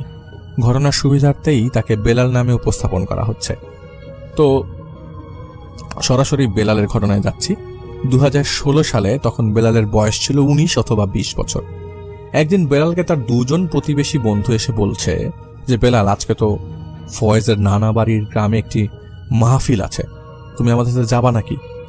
এই ফয়েজ নামটাও একটা ছদ্মনাম। তখন ফয়েজ বলে যে বেলাল চল, আজ আমার নানার বাড়িতে মাহফিল আছে, একসাথে গেলে অনেক মজা হবে। তখন বেলাল বন্ধুদের কথায় রাজি হয়, হ্যাঁ চল, আমিও যাব। তো সেইখানে প্রায় 8টার দিকে তারা রওনা দেয় মাহফিলের উদ্দেশ্যে। পৌঁছাতে পৌঁছাতে প্রায় রাত 9টা বেজে যায়। তো তারা তিনজনই বসে বসে মাহফিলের ওয়াজ শুনছিল। শুনতে শুনতে তখন রাত প্রায় 2:30 বাজে। মাহফিলও তখন প্রায় শেষের দিকে। তো বেলাল যখন বাকি দুজনকে বাড়ি যাবার কথা বলে, তখন তারা সাথে থাকা দুজনকে বলছে যে বেলাল থাক, আমরা আজকে আর না যাই, রাত অনেক হয়ে গেছে, সকালে যাবো না। তখন বেলালের বন্ধু ফয়েজ তাদের বলে যে চল, আজকে আমরা আমার নানার বাড়িতে থেকে যাই, কাল বাইরে যাব। এই কথা শুনে বেলালের থাকা তৃতীয় বন্ধুটা ফয়েজের নানা বাড়িতে চলে যেতে রাজি হয়। কিন্তু বেলাল বলে যে তাহলে তোরা চলে যা, আমার আসলে বাড়িতে কাজ আছে, আমাকে বাড়িতেই যেতে হবে। ওরা বেলালকে অনেক রিকোয়েস্ট করে, কিন্তু বেলালের বাড়িতে জরুরি কাজ থাকার কারণে বেলাল তাদের কাছ থেকে বিদায় নিয়ে বাড়ির উদ্দেশ্যে রওনা দেয়। তখন প্রায় 3টা বেজে গেছে। তো বেলাল তার সাথে থাকা বাটন ফোনটা ছিল, অল্প কিছু আলো নিয়ে গ্রামের ক্ষেতের মাঝখান দিয়ে রাস্তা দিয়ে হাঁটতে, আইল দিয়ে হাঁটতে শুরু করে। পর অনেক সময় হাঁটার পরে বেলাল তার বাড়ির কাছেই চলে আসে, সেখান থেকে 20 মিনিটের পথ। তো তখন বেলালের বেশ বাথরুম পায়, তো সে কোনো কিছু চিন্তা না করে একটা গাছের নিচে যেয়ে প্রস্রাব করে। তারপর বেলাল তার বাড়ির উদ্দেশ্যে হাঁটতে থাকে। তো কিছুক্ষণ হাঁটার পর বেলাল খেয়াল করে তার পাশে থাকা ক্ষেতের মাঝখান দিয়ে কে যেন তার সাথে তালে তাল মিটিয়ে হাঁটার শব্দ করছে, কিন্তু শব্দটা বেশ গভীরভাবে হচ্ছে। তখন বেলাল ভালোভাবে দেখে যে এত রাতে কে ক্ষেতের মধ্যে দিয়ে হাঁটছে। তো বেলাল তার সাথে থাকা বাটন ফোনটার অল্প আলো সেই জমির মধ্যে ফেলে, কিন্তু বেলাল কাউকেই সেই মুহূর্তে দেখতে পায় না। বেলাল বেশ ভয় পেয়ে যায়। রাস্তার দুই পাশে ক্ষেতের জমি, আশেপাশে কোনো ঘর বাড়ি নাই, তার সাথে ক্ষেতের মাঝে মানুষের হাঁটার শব্দ। বেলালের গায়ের লোম দাঁড়িয়ে যায়। দ্রুত হাঁটা শুরু করে সে এবং দ্রুত হেঁটে তার বাড়িতে চলে আসে এবং দরজার মধ্যে এসে নক করতে থাকে। বেলালের মা দরজা খুলে দেখে যে বেলাল হাঁপাচ্ছে এবং বেলালকে বেশ ভয়ার্ত মনে হচ্ছে, অর্থাৎ তাকে দেখে বোঝা যাচ্ছে সে বেশ ভয় পেয়েছে। তারপর বেলালের মা বেলালকে জিজ্ঞেস করে যে তার কি হয়েছে, এত ভীত লাগছে কেন। বেলাল তার মাকে ঘটনাটা বলে যে আমি আসার সময় ধান ক্ষেতের ভেতরে কেউ হাঁটছে, তা এমন কিছু শুনেছি, কিন্তু কাউকে দেখি নাই, ভয় পেয়ে গেছি। তারপর বেলালের মা তাকে কিছু দোয়া পরে ফু দিয়ে দেয়। বেলালকে বলে যে দোয়া পরে ঘুমাতে। পরের সকাল থেকে বেলালের শরীর অনেক জ্বর উঠে যায়। জ্বরের কারণে 2 দিন বেলাল ঠিকমতো কথাও বলতে পারেনি এবং বেলালের পরিবারের সবাই লক্ষ্য করে যে বেলাল সবসময় ভয়ে ভয়ে থাকছে, বড় বড় চোখ করে থাকছে আর শুধু উপরের দিকে তাকিয়ে থাকে। তো তৃতীয় দিন মাগরিবের ঠিক আগ মুহূর্তে বেলালের ছোট ভাই বেলালের রুমে যায় এবং রুমে গিয়ে জোরে চিৎকার করতে করতে বাইরে বেরিয়ে আসে। এসে সবাইকে ডাক দেয়। তারা বেলালের রুমে যায়, যে দেখে বেলাল নিজেই নিজের গলা টিপছে আর মনে হচ্ছে তার চোখও উপরে আসছে বাইরের দিকে। তখন সবাই বেলালের গলা থেকে তার হাতটা সরিয়ে দেয়। তারা লক্ষ্য করে যে বেলালের মনে হচ্ছে 3-4 জন মানুষের শক্তি ওর হাতে চলে এসছে। তারপর তাদের গ্রামের মসজিদের হুজুরের কাছ থেকে পানি পড়া নিয়ে আসা হয়, বেলালকে খাওয়ানো হয়। বেলাল আস্তে আস্তে সুস্থ হয়।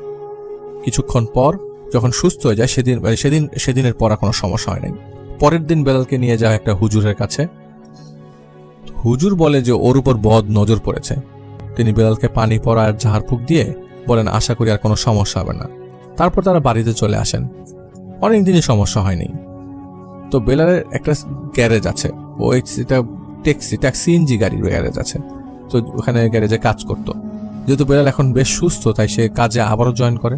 তো প্রতিদিন বেলাল তার কাজ থেকে রাত 11 থেকে 12টার দিকে চলে আসতো। তো একদিন রাতে 10টার দিকে ভীষণ ঝড় তুফান শুরু হয়, সাথে সাথে বৃষ্টি এত পড়ছিল যে থামছিল না। বৃষ্টি পড়তে পড়তে তখন রাত 12টার উপর বেজে গেছে, যাওয়ার চান্স পাচ্ছিল না। তখন বেলাল তার গ্রামের এক পরিচিত ট্রাক ড্রাইভার ছিল, তার সাথেই বাড়ির উদ্দেশ্যে রওনা দেয়। তো বৃষ্টি তখনও থামেনি। বৃষ্টির কারণে তার গাড়ি চালাতেও বেশ অসুবিধা হচ্ছিল। একটু পর বৃষ্টিটা কিছুটা থামে আর তার গ্রামে আস্তে আস্তে বৃষ্টি থেমেই গিয়েছিল, হালকা হালকা হচ্ছিল তখন। তো বেলালের বাড়ির আগে ড্রাইভারের বাড়ি আসায় গাড়ি সেখানে দাঁড়ায় আর বেলাল হেঁটে বাকি রাস্তাটা যেতে শুরু করে। তো সেখান থেকে বেলালের গাড়ি বেশ দূরে না, মাত্র 5 মিনিটের পথ হবে। তখন রাত প্রায় 1টার উপর। তো বেলাল যে রাস্তা দিয়ে তার বাড়িতে আসছিল সেই রাস্তাটা তেমন ভালো ছিল না। এখানে অনেক সময় অনেক ঘটনা ঘটত বিধায় এটা বেলাল নিজেও জানত। তো বেলাল ভয়ে ভয়ে হাঁটছিল। হঠাৎ বেলালের চোখ যায় রাস্তার পাশে থাকা একটা ঝোপের দিকে। বেলাল তাকিয়ে দেখে, ফোনের হালকা টর্চটা মারার পর অবাক হয়ে যায় যে কতগুলো ভেড়া তার দিকে তাকিয়ে আছে। মনে হচ্ছে কেমন জানি ভেঙচি কেটে হাসছে। জঙ্গলের ভেতর থেকে হাঁটতে হাঁটতে রাস্তার মধ্যে চলে এসছে, একেবারে তার সামনেই। ভেড়াগুলো কেমন জানি চোয়ালের চামড়া কুচকে দাঁত বের করে রেখেছে, দেখে মনে হচ্ছে মানুষের মতো করে হাসছে।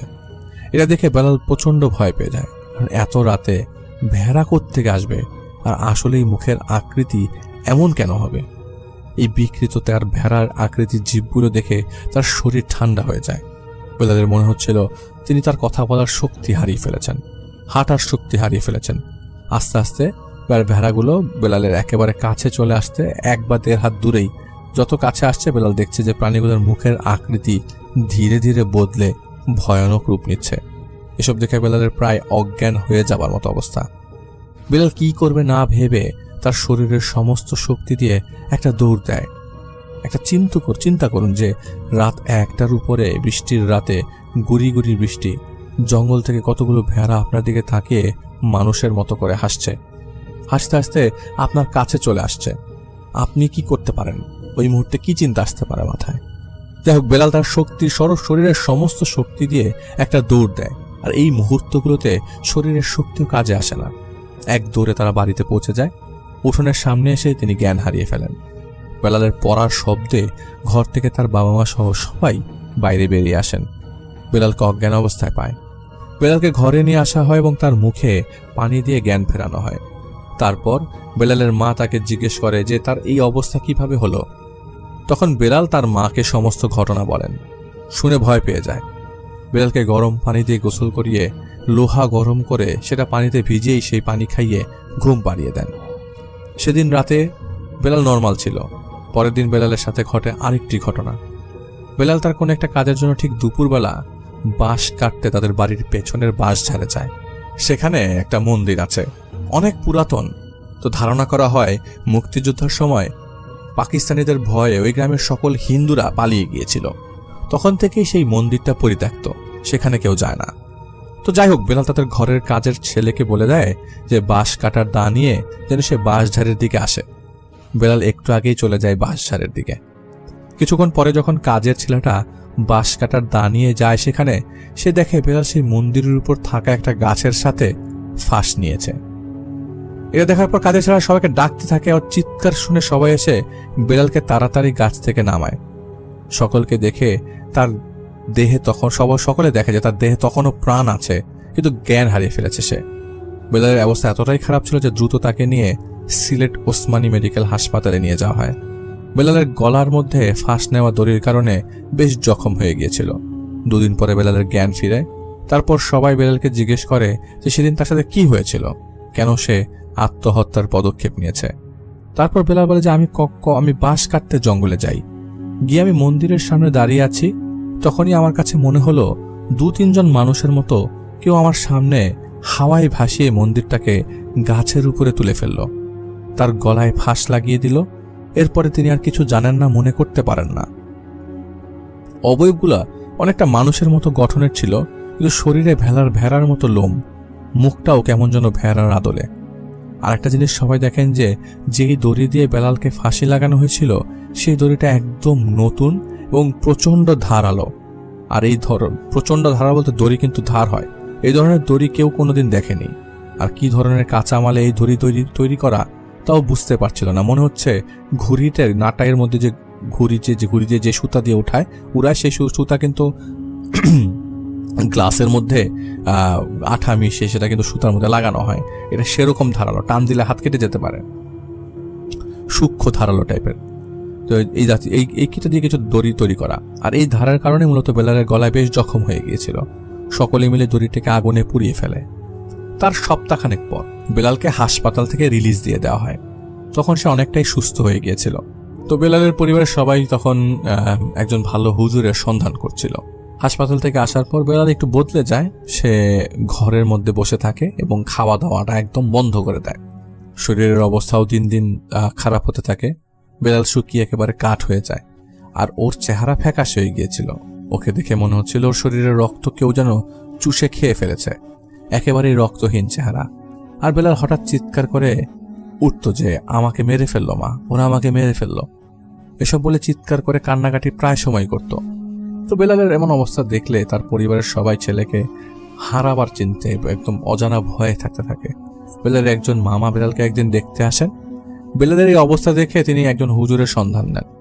বলে আমাদের সিলেটেরই কোনো একজন বড় আলেমের সন্ধান আছে, ওনার নাম আমি শেয়ার করছি না, তো ওই আলেমের সাথে ওনারা যোগাযোগ করতে পারেন চাইলে। তো সন্ধান দেন। ওনার নাম ওই যে আলেমের সাথে যোগাযোগ করা হলে উনি বেলালের এমন অবস্থা শুনে তাদের বাড়িতে আসবেন বলে কথা দেন। তো যেই দিন ওনার সাথে যোগাযোগ করা হয় তার পরের দিনই উনি বাড়িতে আসেন আর রুমে বসে সকলের সাথে এই ব্যাপারে কথাবার্তা বলা শুরু করেন। কিছু সময় পরে পাশের রুম থেকে হঠাৎ করে বেলাল তাদের কথা শুনে হাসতে শুরু করে উচ্চ স্বরে। তাচ্ছিলের হাসি হাসছিল বেলাল। তো হুজুর সবকিছু দেখে ও শুনে খোঁজ খবর নিয়ে আবার আসবেন বলে চলে যান সেদিনের মতো। পরের দিন ঠিক সন্ধ্যার আগ মুহূর্তে বেলালের অস্বাভাবিক আচরণ আগের থেকে অনেক গুণ বেশি হারে শুরু হয়ে যায়। সে নিজেই নিজের গলা টিপ দিয়ে ধরছিল, কখনো হাসছিল আবার কখনো কাঁদছিল। বাড়ির লোকেরা হুজুরকে ফোনে এসব জানান এবং হুজুরকে দ্রুত আসতে বলেন। হুজুর মাগরিবের আজানের পরে বাড়িতে আসেন এবং এসেই মাগরিবের নামাজ আদায় করেন। তারপর তিনি বেলালের রুমে যান এবং গিয়ে দেখেন যে কয়েকজন মিলে বেলালের হাত পা শক্ত করে ধরে রেখেছে, কারণ তার হাত ছাড়লেই সে নিচের গলা টিপ দিয়ে ধরে এবং ছটফট করে। তো হুজুর রুমে ঢুকতেই বেলালের ছটফটানি আরও বেড়ে যায়। তখন বেলালকে প্রায় 4-5 জন মিলেও সামলাতে পারছিল না। প্রথমেই হুজুর বেলালের কনিষ্ঠ আঙ্গুলের মধ্যে বিশেষ একটা সুতা দিয়ে একটা গিট দেন, যাতে বেলালের মধ্যে থাকা জিনটি পালাতে না পারে। তারপর হুজুর যেন নিজেই কিছু একটা পরে বেলালের গায়ে ফু দিয়ে জিনটাকে জিজ্ঞেস করেন, কে তুই, কে আর কেন কষ্ট দিচ্ছিস ছেলেটাকে? ও কি কোনো ক্ষতি করেছে তোদের? বেলালের মধ্যে থাকা জিনটা কোনো কথাই বলছিল না। তারপর হুজুর ওনার ব্যাগ থেকে একটা পরা তেলের বোতল বের করেন এবং বেলালের নাকে সেই তেলের ঘ্রাণ দিতে থাকেন। বোতল তার নাকে নেবার সাথে সাথেই বেলাল ছটফট করে মরণ যন্ত্রণায় ওঠেন, কাঁদতে থাকে, কিন্তু হুজুরের কোনো কথারই জবাব সে দিচ্ছিল না। অনেক চেষ্টা করে, অনেক দোয়া দুরূদ পরে ফু দেওয়ার পর সে বলতে থাকে তার নাম। এবং সেদিন সে বেলাল মাহফিল থেকে আসার সময় একটা গাছের নিচে প্রস্রাব করেছিল। সেই জিনের ছোট ভাই তখন ওই হালকা জ্যোৎস্নায় মুভ করছিল। বেলালের প্রস্রাব করে পিছনে আসার সময় উপরে পাড়া দেওয়ার কারণে ওদের নাকি এরকম কারো শরীরের উপর একটা ক্ষতি হয়ে যায়, হাত ভেঙে যাবে কিছু একটা, আর সে এসে চায় ছোট ভাইয়ের আঘাতের বদলা নিতে। তো হুজুর সেই জিনটাকে বলেন যে বেলাল তো তার ভাইকে দেখে নাই, না দেখেই না বুঝে কাজটা করলো, এটা তো বেলালের কোনো দোষ নয়, তোদের তো দেখা যায় না। হুজুর তখন বললেন যে যাই হোক, চলে যাও, বেলালের পক্ষ থেকে তোমার কাছে আমরা ক্ষমা চাই। তো সে যেটা বেলাকে ছেড়ে যেতে চাচ্ছিল না, বলছিল যেভাবে হোক আমি ওকে নিয়েই যাব। তো নিজের গলা নিজেই টিপ দিয়ে ধরছিল বারবার। আসলে এইটা তো তার ভেতরে থাকা জিনটার কাজ। হুজুর অনর্গল ধোয়া পড়ছিল, তেল ছিটাচ্ছিল বেলালের উপর, কিন্তু জিনটাকে কোনোভাবেই দুর্বল করা যাচ্ছিল না। প্রায় 1-1.5 ঘন্টা সময় ধরে জিনটার সাথে তর্কাতর্কি হলে এক পর্যায়ে জিনটা হুজুরের উপর আক্রমণ করে বসে, হুজুরের সাথেও ধস্তাধস্তি করে। ধস্তাধস্তির এক পর্যায়ে বেলালের কনিষ্ঠ আঙ্গুলে ব্যথা বাধা সেই সুতোর গিটটা খুলে যায় এবং জিনটা সেখান থেকে পালিয়ে যায়। তো জিন চলে যাওয়ার সাথে সাথে বেলাল অজ্ঞান হয়ে পড়ে। তারপর হুজুর সেই জিনটাকে অনেক ডাকেন, কিন্তু সেই আর আসে নাই। হুজুর বুঝতে পারেন যে জিনটা শক্তিশালী, অনেক ক্ষমতাবান। কিছু পানি পড়া এবং তাবিজ দিয়ে যান যাতে কোনোভাবেই ইনিশিয়ালি কোনো আঘাত করতে না পারে। বেলালের শরীরে বেঁধে যান। হুজুর তাদের বাসায় খাওয়া দাওয়া না করে চলে যান, বলে যান যে তিনি কাল আবারও একই সময় আসবেন। ওই দিন রাতে বেলালের বাবা বেলালের সাথে ঘুমান। হুজুরই মূলত তাকে বলে যান কেউ যেন আজকে তার সাথে ঘুমান, ওকে যেন একা না ঘুমাতে দেওয়া হয়, কারণ জিনটা যেহেতু পালিয়ে গিয়েছে সেহেতু যে কোনো সময় সে বেলালের ক্ষতি করার চেষ্টা করতে পারে। তো হুজুরের কথা মতো তিনি ঘুমান বেলালের সাথে। তো অনেকক্ষণ জেগে থাকার পর তিনি ঘুমিয়ে পড়েন। ওনার ঘুম ভেঙে যায় আজানের শব্দে। তিনি তার পাশে তাকিয়ে দেখেন যে বেলাল তার পাশে নেই এবং দরজাও খোলা। তিনি হতচকিত হয়ে যান যেভাবে যে বেলাল গেল কোথায়, আর এমন অসুস্থ শরীর নিয়ে। সাথে সাথে সেই হুজুরের কথা মনে পড়লো যেন বেলালকে একা ছাড়া না হয়। তো অসুস্থ বাথরুমে গেলেও তো ঘরের একটা অ্যাটাচ বাথরুম ছিল, তো সেখানে না গিয়ে ছেলেটা গেল কোথায়? তিনি বাইরে এসে সবাইকে ডাকতে থাকেন যে বেলাল তো ঘরে নাই, আমি ওকে পাচ্ছি না। তিনি অনেকটা টেনশনে পড়ে যান। সাথে সাথে আশপাশের মানুষ ও পরিবারের সবাই একসাথে জড়ো হয়ে যায় এবং বেলালকে খুঁজতে থাকে। অনেকক্ষণ খোঁজাখুঁজির পর সবাই যখন তাদের বাড়ির পেছনের দিকে যায়, তখন সকলেই দেখেন যে বেলাল গলায় দড়ি দিয়ে সেই মন্দিরের উপরে থাকা গাছের সাথে ফাঁস নিয়েছে। সে মৃত অবস্থায় ঝুলছে ঠিক আগের বারে সেই গাছের একই ডালে। এটা দেখে বেলালের মা চিৎকার দিয়ে সেখানে অজ্ঞান হয়ে যায়। উপস্থিত সবাই অনেক ভয় পেয়ে যান। সকলেই আতঙ্কের মাঝে চলে যায়। তারপরে পুলিশকে জানানো হলে পুলিশ এসে লাশটাকে গাছের উপর থেকে নামায়। লাশ নামানোর পর সবাই দেখেন যে ফাঁসির দড়িটি বেলালের গলার অনেক ভেতরে চলে গেছে, আর এটা ঠিক সেই দড়িটা যেটা আগেরবার সবাই পুড়ে ফেলেছিল। সেই দড়ি দিয়ে সে আবারও ফাঁস নিয়েছে, যেটা একেবারেই অসম্ভব, যেহেতু আগেও একবার বেলালের গলায় ফাঁসি নিয়েছিল আর সেই ক্ষত রয়েছিল ওর গলার মধ্যে, যা পুরোপুরি তখনও ঠিক হয়নি। সেই কারণেই মূলত দড়িটা বেলালের গলার অনেক ভেতরে চলে গেছিল। তারপর পুলিশ লাশের ময়নাতদন্ত করার জন্য তাদের সাথে নিয়ে যায়। হুজুরকেও ঘটনাটা জানানো হয় এবং হুজুর তাদের সান্ত্বনা দেন যে আল্লাহর ইচ্ছা যে বেলাল এভাবেই মারা যাবে, আমাদের আসলে কিছু করার নেই, কিছু করার হয়তো ছিলই না। হুজুর তাদের বলেন যে সেই জিনই হয়তো বেলালকে মেরেছে। যাই হোক, এটা ছিল পরাণ ভাইয়ের ঘটনা।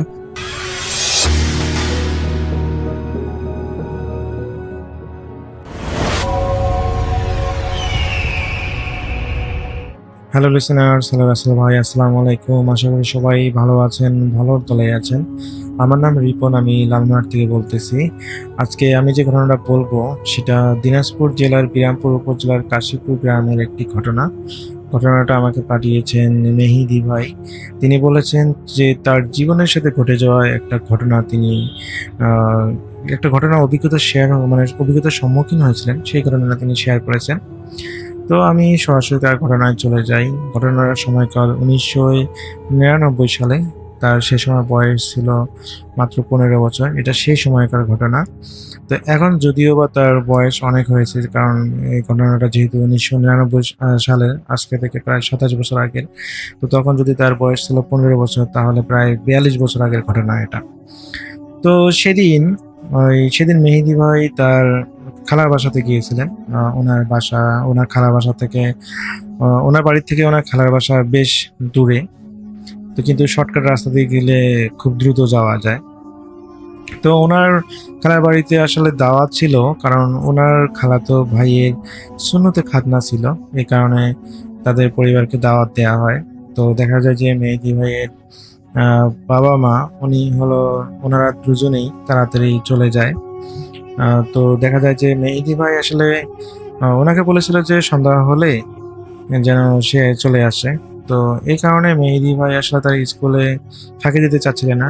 তিনি ভাবলেন যে স্কুল শেষ করে তারপরে তিনি তার খালার বাসায় যাবেন।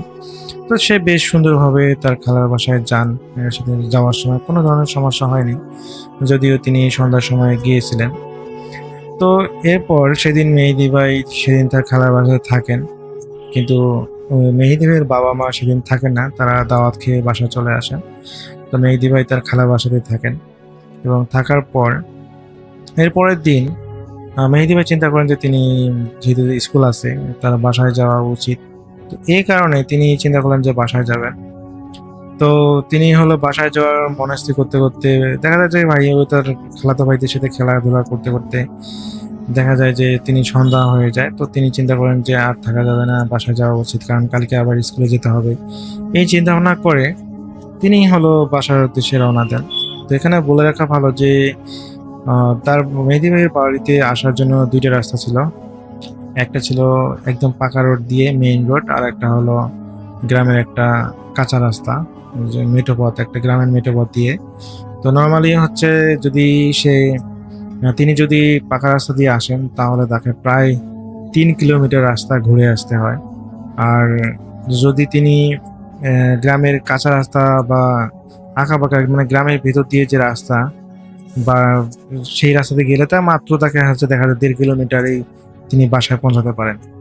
তো তিনি চিন্তা করলেন যেহেতু সন্ধ্যা হয়ে গেছে, এখন আসলে 3 কিলোমিটার রাস্তা ঘুরে যাওয়া তার জন্য আসলে খুবই কষ্টকর হয়ে যাবে এবং অনেক সময় লাগবে। তো তিনি চিন্তা করেন যে তিনি সেই শর্টকাট রাস্তা দিয়ে বাসায় যাবেন। তো নর্মালি বলে রাখা ভালো রাস্তা ভাই, এই শর্টকাট রাস্তাটা আসলে গ্রামের মানুষজন দিনের আলোতে ব্যবহার করলেও কখনোই সন্ধ্যার পরে এই রাস্তাটা ব্যবহার করে না, কারণ এই রাস্তাটার পাশে কিছু জায়গা রয়েছে, যেমন একটা কবরস্থান আছে এবং সেই সাথে একটা বড় একটা বিল আছে। তো দেখা যায় এই কবরস্থান এবং বিলের মধ্যে, বিলের পাশে দেখা যায় যে যদি কেউ যায় তারা নাকি অনেক ভৌতিক ঘটনার সম্মুখীন হয়। তো এই কারণে আসলে মানুষজন বিশেষ করে রাত হলে সেই গ্রামের সেই গ্রামের শর্টকাট রাস্তাটা ব্যবহার করে না। তো মেহেদী ভাইও এই বিষয়টা জানেন এবং তার বাবা মাও তাকে আসলে নিষেধ করেছেন যে যেহেতু এই রাস্তাটা অনেক শর্টকাট, যেখানে অর্ধেক রাস্তা বেঁচে যায়, তো এই কারণে আসলে দিনের বেলাতে যদিও বা মেহেদী ভাই তার খালার বাসায় গিয়েছিলেন, কোনো সমস্যা হয়নি। এবং তাকে মানা করেছিলেন যে এর আগেও তাকে মানা করা হয়েছিল যেন সন্ধ্যার পর সেই রাস্তাটা, যেহেতু এলাকার মানুষরা বলেছে যে এটা সমস্যা হয়, তো এই রাস্তাটা পরিহার করাই উচিত। কিন্তু মেহেদী ভাই দেখেন যে আসলে এখনো তো দিনের আলো মোটামুটি আছে। তো তিনি চিন্তা করেন যে সন্ধ্যা হওয়ার আগে হয়তো তিনি সেই রাস্তাটা পার করে ফেলবেন। কিন্তু রাসেল ভাই, ওই মেহেদী ভাই যখন ওই শর্ট রাস্তা দিয়ে আসতেছেন, তিনি যখন সেই কবরস্থানটা পার হবেন, এই মুহূর্তে তিনি একটা জিনিস লক্ষ্য করেন যে কবরস্থানের মধ্যে একটা হারিকেন জ্বলতেছে। তো তিনি বেশ অবাক হয়ে যান যে কি ব্যাপার, এই সন্ধ্যার সময় হারিকেন আবার কে জ্বালিয়ে রেখেছে।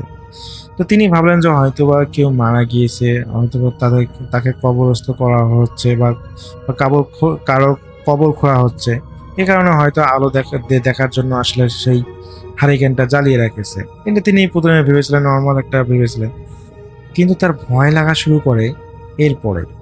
তিনি দেখেন যে ওই মেহেদী ভাই যখন হলো কবরস্থানটা অতিক্রম প্রায় করবেন, সেই সময় তিনি দেখেন যে সেই হারিকেনের আলোটা কবরস্থান থেকে, মানে সেই হারিকেনটা যেন কেউ একজন হেঁটে হেঁটে যাচ্ছে।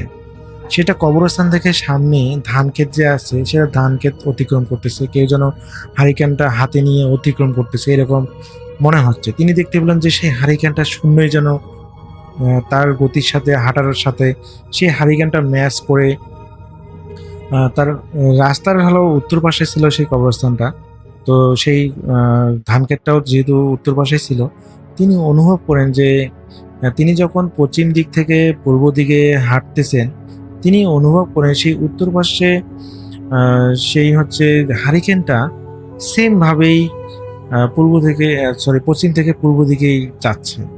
তো এটা দেখে তিনি প্রচণ্ড পরিমাণে ভয় পান, কারণ সেই হারিকেনটা শূন্যেই ভেসে চলেছে, কোনো মানুষ সেই হারিকেনটা ধরেনি। তো এটা দেখে তিনি প্রচণ্ড পরিমাণে ভয় পান এবং তিনি চিন্তা করেন যে আসলে মানুষজন যা বলেছে সেটা কোনোভাবেই ফেলে দেওয়া না, এটা একদম সত্য। তো এটা তিনি চিন্তা করে তিনি প্রচণ্ড গতিতে দৌড়াতে শুরু করেন এবং দৌড়াতে আমি একটু আগে যে বলেছিলাম যে সেই রাস্তা দিয়ে আসার সময় একটা কবরস্থান এবং তারপর একটা বিশাল বড় একটা বিল পাওয়া যায় এবং সেই বিলের পাশেই আসলে সেই গ্রামের মেঠোপথটা ছিল। তো তিনি যখন সেই বিলটার কাছাকাছি আসেন, প্রায় অনেক দূর চলে এসেছেন কবরস্থান থেকে, এবং তিনি আর সেই হারিকেনের আলোটাও আর দেখতে পাচ্ছেন না। তো তিনি মেহেদী ভাই চিন্তা করলেন যে তিনি হয়তো নিরাপদ জায়গায় চলে এসেছেন, হয়তো আল্লাহর আসলে আল্লাহর ইচ্ছা আসলে তিনি আজকে বেঁচে গিয়েছেন একটা বড় বিপদ থেকে, তিনি এটা ভাবতেছেন। তো তিনি চিন্তা করলেন যে এখানে এক মুহূর্ত দেরি করা উচিত হবে না, তার বাসায় যাওয়া উচিত। কিন্তু রাসেল ভাই যখনই তিনি সেই বিলটার মাঝামাঝি জায়গায় চলে এসেছেন, সেই চলে আসার পর তিনি অনুভব করেন যে তার পিছনে কেউ যেন হেঁটে আসতেছে। তো যখনই তিনি পিছনে ফিরে তাকান, তিনি কাউকে দেখতে পান না। তো এরকম করে তার কাছে মনে হয় যে প্রায় 3 বার তার কাছে মনে হয়েছে যে তার পিছনে কেউ হেঁটে আসতেছে, এবং যখনই তিনি পিছনে তাকান তিনি কাউকে দেখতে পান না। তো এবং তার কাছে মনে হচ্ছে যে একদম পায়ের শব্দটা স্পষ্ট। নর্মালি মেঠোপথে হাঁটলে যেরকম পায়ের আওয়াজ পাওয়া যায়, একজনের পেছনে আরেকজন হাঁটলে যে সাউন্ডটা পাওয়া যায়, তিনি স্পষ্ট শুনতে পেলেন সেই রকম সাউন্ড। কিন্তু যখনই তিনি কাল্লা করে কাউকে দেখতে চাচ্ছেন, কিন্তু তিনি কাউকে দেখতে পেলেন না। তো তার ভয়ের লেভেলটা বেড়ে যায় এবং তিনি প্রচণ্ড পরিমাণে ভয় পান এবং তিনি দ্রুত গতিতে হাঁটা শুরু করেন। তিনি মানে দৌড় করতে শুরু করেন যে কতক্ষণে তিনি এই বড় বিলটা পার হবেন, কারণ বড় বিলটা পার হলেই তার সামনে দেখা যায় 1/2 কিলোমিটার গেলে তার বাসা। রাসেল ভাই তো ওই যখনই তিনি হলো বিলটা পার হবেন এইরকম, তো এখানে বলে রাখা ভালো যে সেই বিলটা কিন্তু অনেক বড় ছিল, প্রায় 1/2 কিলোমিটার ধরে সেই বিলটা ছিল, এত বড় একটা বিল। তো যখনই তিনি হলো সেই বিলটা আর দেখা যায় যে 1-2 মিনিটের মধ্যে তিনি পার হবেন, সেই মুহূর্তে তিনি যা দেখেন সেটা দেখার জন্য তিনি মোটেও প্রস্তুত ছিলেন না রাসেল ভাই। তিনি দেখতে পান তার রাস্তার পাশে একটা বিশাল বড় একটা পুরোনো আম গাছ আছে। সেই আম গাছের নিচে একটা সাদা শাড়ি পরা একটা মেয়ে দাঁড়িয়ে আছে। তার কাছে মনে হচ্ছে যে এই অন্ধকারের মধ্যেও সেই মেয়েটাকে তিনি যেন স্পষ্ট উজ্জ্বল আলোয় দেখতে পাচ্ছেন। মনে হচ্ছে যে দিনের বেলা বা সেই মেয়েটার উপরে কোনো লাইট জ্বালানো আছে, তার কাছে এরকম মনে হচ্ছে। কারণ সেই মেয়েটাকে কোনো ধরনের তিনি আবছা দেখতে পাচ্ছেন না বা কোনো অস্পষ্ট না, তিনি একদম সরাসরি স্পষ্টভাবে সেই মেয়েটাকে দেখতে পাচ্ছেন। সেই মেয়েটা শাড়ি পরা এবং খুবই সুন্দর দেখতে। তো এটা দেখে তিনি বেশ ঘাবড়ে যান যে বিশেষ করে এই সন্ধ্যার সময় একটা মেয়ে দাঁড়িয়ে আছে এবং সেই মেয়েটাকে যেখানে 5 হাত দূরে দেখা যাচ্ছে না, আর সেখানে নাকি সেই মেয়েটা সেই স্পষ্ট সুন্দরভাবে আলোকিত রূপে দেখতেছে। তো এটা দেখে তিনি একটু ভয় পান এবং পরের মুহূর্তে যদি তিনি কাছাকাছি চলেই এসেছেন, তো তিনি কথা বলেন না, আর মেহেদী ভাই কোনো কিছু না বলে তিনি চিন্তা করলেন যে যেটাই হোক না কেন এটা অবশ্যই কোনো ভালো মেয়ে না, অবশ্যই এটা কোনো খারাপ জিন, তিনি এটা বুঝতে পারেন। এবং যখনই তিনি সেই মেয়েটাকে পাশ কাটিয়ে চলে যেতে যাবেন, সেই সময় তিনি অনুভব করেন তার পিছনে কেউ একজন আগের মতো করে হাঁটতেছে। এবং যখনই তিনি পিছনে ঘুরে তাকান, তিনি দেখতে পান তার মাত্র 2 হাত দূরে, মানে 2 হাত পিছনে সেই মেয়েটা যেটা আম গাছের নিচে ছিল দাঁড়িয়ে।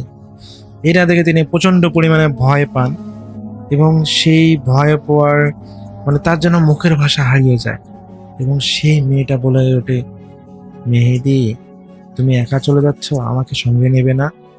তো এটা শুনে মেহেদী ভাই প্রচন্ড পরিমাণে ভয় পেয়ে যান এবং তিনি সেখানে সেন্সলেস হয়ে পড়ে যান। তো সেদিন ভাগ্য ভালো যে ওই বিলের মধ্যে আসলে মাছ চাষ করা হতো। তো যারা আসলে পাহারাদার, তো দেখা যায় যে তারা ওই রাতের বেলা সন্ধ্যার পরে তারা পাহারা দিতে আসেন বিলের মধ্যে। তো তারা যখন ওই জায়গাটায় আসেন, ওই আম গাছের নিচে কাছাকাছি আসেন, তখনই তারা আসলে ওই একজন পাহারাদার, আসলে ওই বিলটার মধ্যে 2 জন পাহারাদার ছিলেন, তো সঙ্গত কারণে তার নাম বলা যাচ্ছে না। তো ওই একজন পাহারাদার আসলে মেহেদী ভাইকে খুঁজে পান এবং তিনি দেখেন যে মেহেদী ভাই সেই আম গাছের ধারের কাছে অজ্ঞান হয়ে পড়ে আছেন। তো যখন ওনাকে জ্ঞান ফেরানো হয় এবং জিজ্ঞেস করা হয় যে তোমার বাড়ি কোথায়, তখন মেহেদী ভাই সমস্ত কিছু বলেন এবং তার বাড়ির ঠিকানা দেন। পরে ওই পাহারাদার ভাই উনি আসলে মেহেদী ভাইকে তার বাসায় পৌঁছে দেন এবং এরপর থেকে নাকি মেহেদী ভাইয়ের সাথে আর কোনো ধরনের ভৌতিক ঘটনা ঘটেনি, কারণ তিনি আর পরবর্তীতে সেই রাস্তায় কখনো ব্যবহার করেননি, বিশেষ করে তার খালার বাসা যাওয়ার জন্য। তো রাসেল ভাই এরপরে তার সাথে আর কোনো ধরনের ঘটনা ঘটেনি এখন পর্যন্ত। মেহেদী ভাই যেহেতু অনেক, এখন তার বয়স অনেক হয়েছে, প্রায় তিনি এখন 42 বছরের বয়স, তার মধ্যবয়সী হয়ে গেছেন। তো তার ছোটবেলার একটা ঘটনা ছিল এটা। তো রাসেল ভাই, আমার কাছে ঘটনাটা শোনার পর বেশ ভালো লেগেছিল, এই কারণে আমি আপনার সাথে ঘটনাটা শেয়ার করলাম। তো জানি না ঘটনাটা কতটুকু গুছিয়ে বলতে পেরেছি, যদি কোনো ভুল ত্রুটি হয়ে থাকে ঘটনার মধ্যে সবাই ক্ষমার সুন্দর দৃষ্টিতে দেখবেন। সবাই ভালো থাকবেন, সুস্থ থাকবেন, এই প্রত্যাশা। আল্লাহ হাফেজ।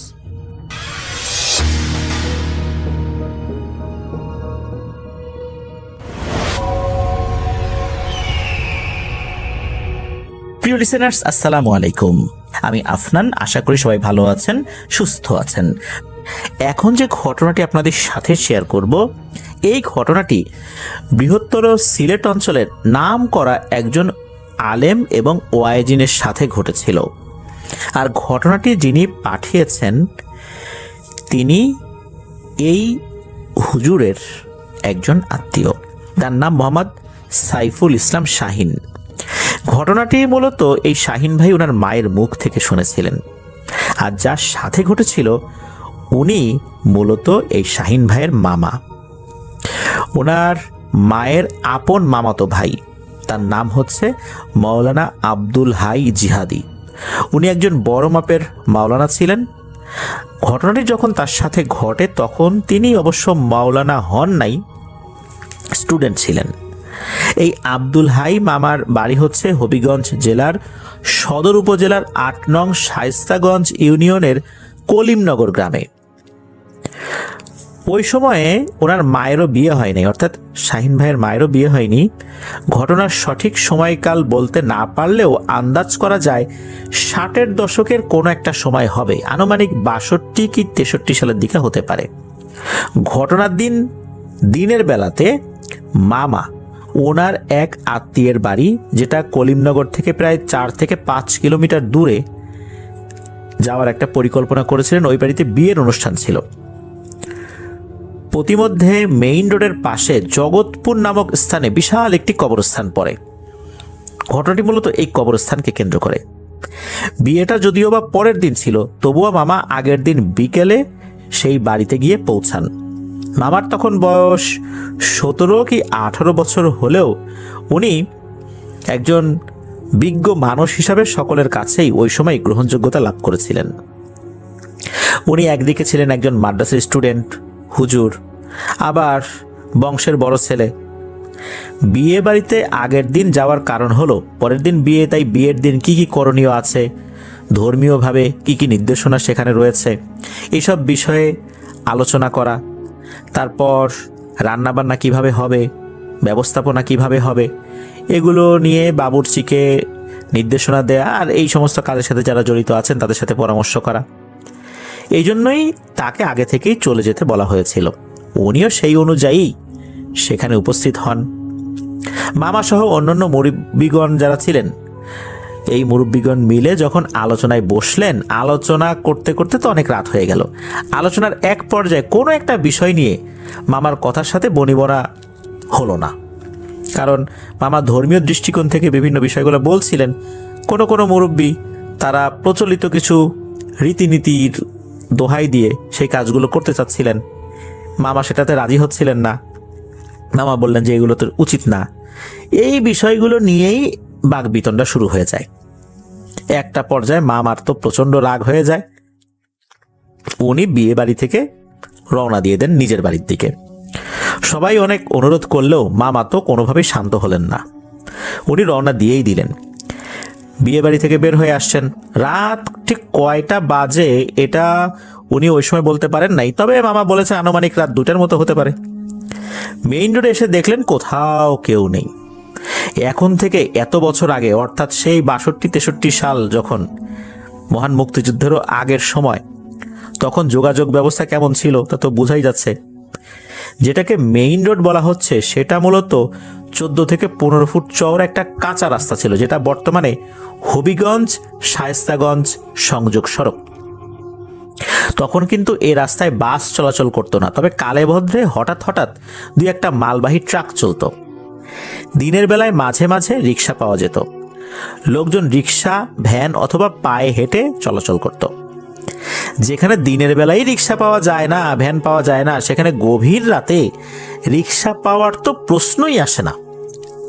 মামা ভাবলেন যেহেতু কোনো যানবাহন পাওয়ার সম্ভাবনাই নেই, তাই পায়ে হেঁটেই যেতে হবে। উনি পায়ে হেঁটেই বাড়িতে পৌঁছাবেন, এরকমই চিন্তা করলেন। যেই ভাবা সেই কাজ, পায়ে হেঁটে রওনা দিলেন। মামা কিন্তু অনেক সাহসী একজন মানুষ ছিলেন।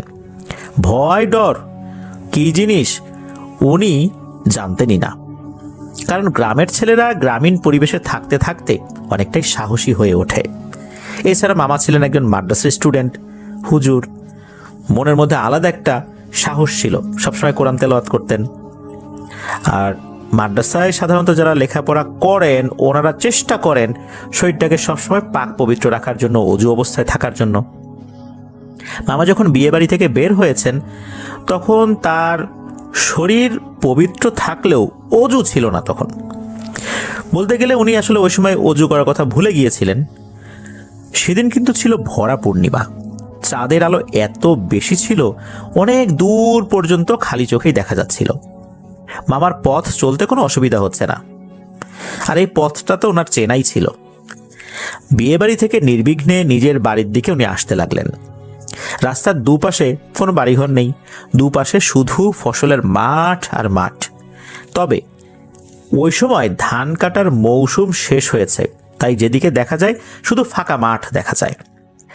মামা আস্তে আস্তে যখন ওই যে কবরস্থানের কথা আমরা যেটা বললাম, ওই কবরস্থানের কাছাকাছি চলে এসেছেন, তখন মামা তার পেছন দিক থেকে লোকজন হেঁটে আসার শব্দ শুনতে পেলেন। মামা কিন্তু ভয় পান নাই। মামা একটু থেমে পেছন ফিরে তাকাতেই দেখলেন লাশ সহ একটি খাটিয়া 4 জন লোক কাঁধে করে নিয়ে আসছে, আর খাটিয়ার পেছন পেছন সাদা কাপড় পরা একজন মহিলা কেঁদে কেঁদে আসছে। মহিলার চুলগুলো অনেক লম্বা আর এলোমেলো। যারা খাটিয়া বহন করছে তাদের সবার পরনেই সাদা আলখেল্লার মতো পোশাক, আর সবাইকে স্বাভাবিক মানুষের মতোই লাগছে। চাঁদের আলোয় সবার মুখ পুরোপুরি দেখা না গেলেও এগুলো যে প্যারানর্মাল কিছু হতে পারে তা মামা ওই সময় ঘুণাক্ষরে বুঝতে পারেন নাই। মামা বিষয়টি স্বাভাবিকভাবেই নিয়েছেন। যেহেতু সামনে কবরস্থান, লোকজন লাশ নিয়ে দাফন করার জন্য আসতেই পারে। মামা মনে মনে ভাবছেন মহিলাটি হয়তো তার স্বামীকে বেশি ভালোবাসতো, তাই তার মৃত্যু সহ্য করতে না পেরে পেছন পেছন আসছে। মহিলারা স্বামী বা সন্তান বা কোনো আত্মীয় মারা গেলে তারা কিন্তু দাফনের সময় কবরস্থানে লাশের সাথে সাধারণত আসে না, এটা তো মামা ভালো করেই জানেন। আর এই রাতে তো আসার কথাও না। এই গভীর রাতে কোনো মহিলা কোনো লাশের পেছনে আসবে, এটা কি আসলে ভাবা যায়? ভাবা যায় না। কিন্তু এসব বিষয় কিন্তু তার মনে ওভাবে উকি দিচ্ছে না। ভাবলেন যাক ভালোই হলো, লোকজন পেলাম, কথা বলতে বলতে কিছুটা পথ তো তাদের সাথে যাওয়া যাবে। আসলে মামা বিয়ে বাড়ি থেকে বের হয়ে আসার পর অনেকখানি পথ একা একা হেঁটে হেঁটে এসেছেন, তাই লোকজন দেখে মনে মনে খুশি হয়েছিলেন। মামা হাঁটার গতি একটু কমিয়ে দিয়ে তিনি অপেক্ষা করতে লাগলেন যাতে করে পেছনের লোকজন তার কাছাকাছি চলে আসে এবং তিনি একসাথে যেতে পারেন। লোকজন যখন কাছে চলে আসলো তখন মামা তাদের উদ্দেশ্য করে বললেন, ভাই এটা কার লাশ, কোন এলাকার লাশ? উনি কোনো উত্তর পেলেন না। মামা ভাবলেন হয়তোবা শুনতে পাইনি, তাই তিনি আবারও জিজ্ঞেস করলেন, এটা কোথাকার লাশ? কিন্তু এবারও কোনো উত্তর নেই। মামা আশ্চর্য হলেন, তিনি কয়েকবার বলার পরও তারা কোনো উত্তরই দিল না। লোকজন তাদের মতো করে হেঁটে যাচ্ছে। তখন মামার মনে একটু খটকা লাগলো এবং কিছুটা ভয়ও পেলেন। তিনি যদিও বা খুব সাহসী, কিন্তু তখন কেন জানি তার মনে একটু একটু ভয় লাগতে শুরু করলো। মামা এবার একটু দ্রুত হাঁটতে শুরু করলেন যাতে এদেরকে ক্রস করে তাড়াতাড়ি চলে যেতে পারেন। মামা দ্রুত হাঁটা শুরু করতেই দেখলেন তিনি একা দ্রুত হাঁটছেন না, খাটিয়া বহনকারীরাও তার সাথে সমান তালে হাঁটছে। তিনি এক পর্যায়ে দৌড়াতে শুরু করলেন, চিন্তা করলেন দৌড়ে চলে যাবেন এদেরকে ক্রস করে। কিন্তু তিনি যখন দৌড় শুরু করেছেন এরাও তার সাথে দৌড় শুরু করলো। মামা বুঝলেন এভাবে এদের সাথে পালা যাবে না। মামা এবার ভালো করে বুঝতে পারলেন তিনি মারাত্মক বিপদে পড়েছেন এবং খারাপ কিছু ঘটতে চলছে তার সাথে। মামা দৌড় থামিয়ে আবার হাঁটতে শুরু করলেন। একটু হাঁটার পর মামা আরও দেখলেন এখন তারা সংখ্যায় 4 জন না, কম করে হলো 10 থেকে 12 জন হবে। আগে শুধু 4 জন মামার সাথে হাঁটছিল, পেছনে একজন মহিলা ছিল। কিন্তু এবারে মামা যেদিকেই তাকান দেখতে পান শুধু আলখেল্লা পরিহিত লোকজন কোত্থেকে যেন উঠে আসছে আর তার চতুর্দিকে ঘিরে ধরছে। এই সময় দেখলেন যে এই লাশ বহনকারী খাটিয়াও উধাও, সেই মহিলাও নাই, এখন শুধু পুরুষ অবয়বগুলোই দেখা যাচ্ছে। আর তার চারপাশে লোকজন আর লোকজন। আশেপাশে কয়েকজনের চেহারা দেখার তিনি চেষ্টা করলেন। চাঁদের আলোয় যতটা দেখা যায় তাতে তিনি বুঝতে পারলেন এদের প্রত্যেকটার চেহারাই ভয়ঙ্কর। মুখমণ্ডল অনেকটা আগুনে ঝলসানো মতো, গায়ের রং কুচকুচে কালো। এটা চাঁদের আলোয় ভালো করেই উনি বুঝতে পারলেন। তবে যেই জিনিসটা মামাকে সবচেয়ে বেশি ভয় লাগায় সেটা হলো তাদের চোখ। স্বাভাবিকের চেয়ে অনেক বড় বড়, আর সেগুলো টকটকে লাল, যেন আগুন জ্বলছে চোখের মধ্যে। মামার ডানে বায়ে সামনে পেছনে সব দিকে এদেরকে দেখতে পেলেন। দৃশ্যটা অনেকটা স্কোয়াড করে কোনো ভিআইপিকে নিয়ে যাওয়ার মতো মনে হচ্ছে। উনি একজন ভিআইপি পার্সন, তার চতুর্দিকে এই লোকগুলো তাকে স্কোয়াড দিয়ে বা গার্ড দিয়ে নিয়ে যাচ্ছে। মামা নিরুপায় হয়ে তাদের সাথে তালে তাল মিলিয়ে হাঁটতে লাগলেন। একবার মামা বাম দিক দিয়ে বেরিয়ে যাওয়ার চেষ্টা করলেন, দেখলেন ওগুলো বাম দিকে সরে যাচ্ছে। আবার তিনি ডান দিক দিয়ে বেরিয়ে যাওয়ার চেষ্টা করলেন, তখন দেখলেন ওনার সাথে সাথে সেগুলো আবার ডান দিকে সরে যাচ্ছে। এক কথায় মামা যা যা করতে চাইছেন ওইগুলো বুঝে ফেলছে। মামা এবার বেশ ভয় পেলেন। মামা শুরুতে অবশ্য একটা কাজ করেছিলেন, তার যখন সন্দেহ হয় তখনই তিনি তার শরীর বন্ধ করেছিলেন। এই কারণে হয়তো আল্লাহর রহমতে এরা ভয় দেখানো ছাড়া মামার তেমন কোনো ক্ষতি করতে পারছে না ওই সময়। মামা তো তাদের উদ্দেশ্য বুঝতে পারলেন। তারা চাচ্ছে মামাকে এভাবে চতুর্দিক থেকে গার্ড দিয়ে সুবিধা মতো একটা স্থানে তাকে নিয়ে গিয়ে মেরে ফেলবে। মামা কিন্তু জোরে জোরে তখন তেলাওয়াত করতে শুরু করলেন, অর্থাৎ কোরআন তেলাওয়াত করে উনি এই পরিস্থিতিটাকে সামাল দেওয়ার চেষ্টা করলেন। মামা আগাচ্ছেন কোরআন তেলাওয়াত করতে করতে। এদিকে এই অবয়বগুলো কিন্তু মামার কাছে ভিড়তে পারছিল না। মামা ভাবলেন এইভাবে আর কতক্ষণ টিকে থাকবেন, পথ তো এখনো অনেক বাকি। তিনি ধরেই নিলেন আজ তার জীবনের শেষ রাত। তবুও তিনি এই বিপদ থেকে বাঁচার উপায় খুঁজতে লাগলেন মনে মনে। তিনি হাঁটছেন আর চারদিকে তাকাচ্ছেন। চারদিকে খোলা মাঠ আর মাঠ। হঠাৎ মামা বাম দিকে বেশ কিছু দূরে একটা কুপি বাতির আলো দেখতে পেলেন। তখন মামা মনে একটা আশার আলো দেখতে পেলেন। আসলে সেখানে একটা লোক কুপি জ্বালিয়ে ক্ষেতের পাশে ডোবায় মাছ ধরছিল। ওই যে যারা রাতে মাছ ধরে কিছু লোকজন থাকে না, ওই রকম আর কি, রাতে মাছ ধরা নেশা, ওই টাইপের একটা লোক ওখানে ছিল। লোকটা খানিকটা দূরে হলেও চাঁদের স্পষ্ট আলোয় ওই লোকটা মামার সাথে যা যা ঘটছে সে আবার এগুলো সব দেখছে। লোকটি বুঝতে পারলো যে এই লোকটা বিপদে পড়ছে, অর্থাৎ মামা বিপদে পড়েছেন। লোকটি তখন কি করলো, দূর থেকে জোরে জোরে আল্লাহু আকবার, আল্লাহু আকবার এইভাবে শব্দ করছেন। এদিকে মামাও জোরে জোরে ওই লোকটার সাথে আল্লাহু আকবার, আল্লাহু আকবার এভাবে বলতে লাগলেন। লোকটা যেদিক থেকে বলছে সেদিকে অনুসরণ করে মামা দিলেন ওইদিকে দৌড়। আল্লাহর রহমতে এবার কোনো বাধার সম্মুখীন হলেন না, এমনকি তাকে বাধা দিতেও এরা চেষ্টা করেনি। মামা পেছনে না তাকিয়ে লোকটার আওয়াজের দিকে দৌড়াতে লাগলেন। লোকটাও আল্লাহু আকবার, আল্লাহু আকবার বলে চিৎকার করেই যাচ্ছে। মামা লোকটার কাছাকাছি এসে পেছনে ফিরে তাকাতেই দেখলেন কিচ্ছু নেই, সব পরিষ্কার। এতক্ষণ যে মামার সাথে এত সব ভয়ঙ্কর ঘটনা ঘটছে তার কোনো চিহ্নই নাই। মামা লোকটার কাছে আসতেই লোকটা বলল, ভাই আল্লাহর রহমতে আপনি তো খুব বাঁচা বেঁচে গেছেন, নইলে এমন অবস্থায় তো কারো বেঁচে ফেরার কথা না। আল্লাহর অশেষ রহমত, মা বাবার দোয়া ছিল বলেই বেঁচে গেলেন। ওই লোকটি আরো বলল, সে নাকি শুরু থেকে সব দেখছে। সে প্রথমে খাটিয়া দেখে ভেবেছিল এটা স্বাভাবিক ঘটনা, কিন্তু পরবর্তীতে যখন খাটিয়া উধাও হয়ে গেছে, কোত্থেকে এতগুলো লোক চলে আসছে, তখন উনি বুঝতে পারছেন যে ঘটনাটা কি।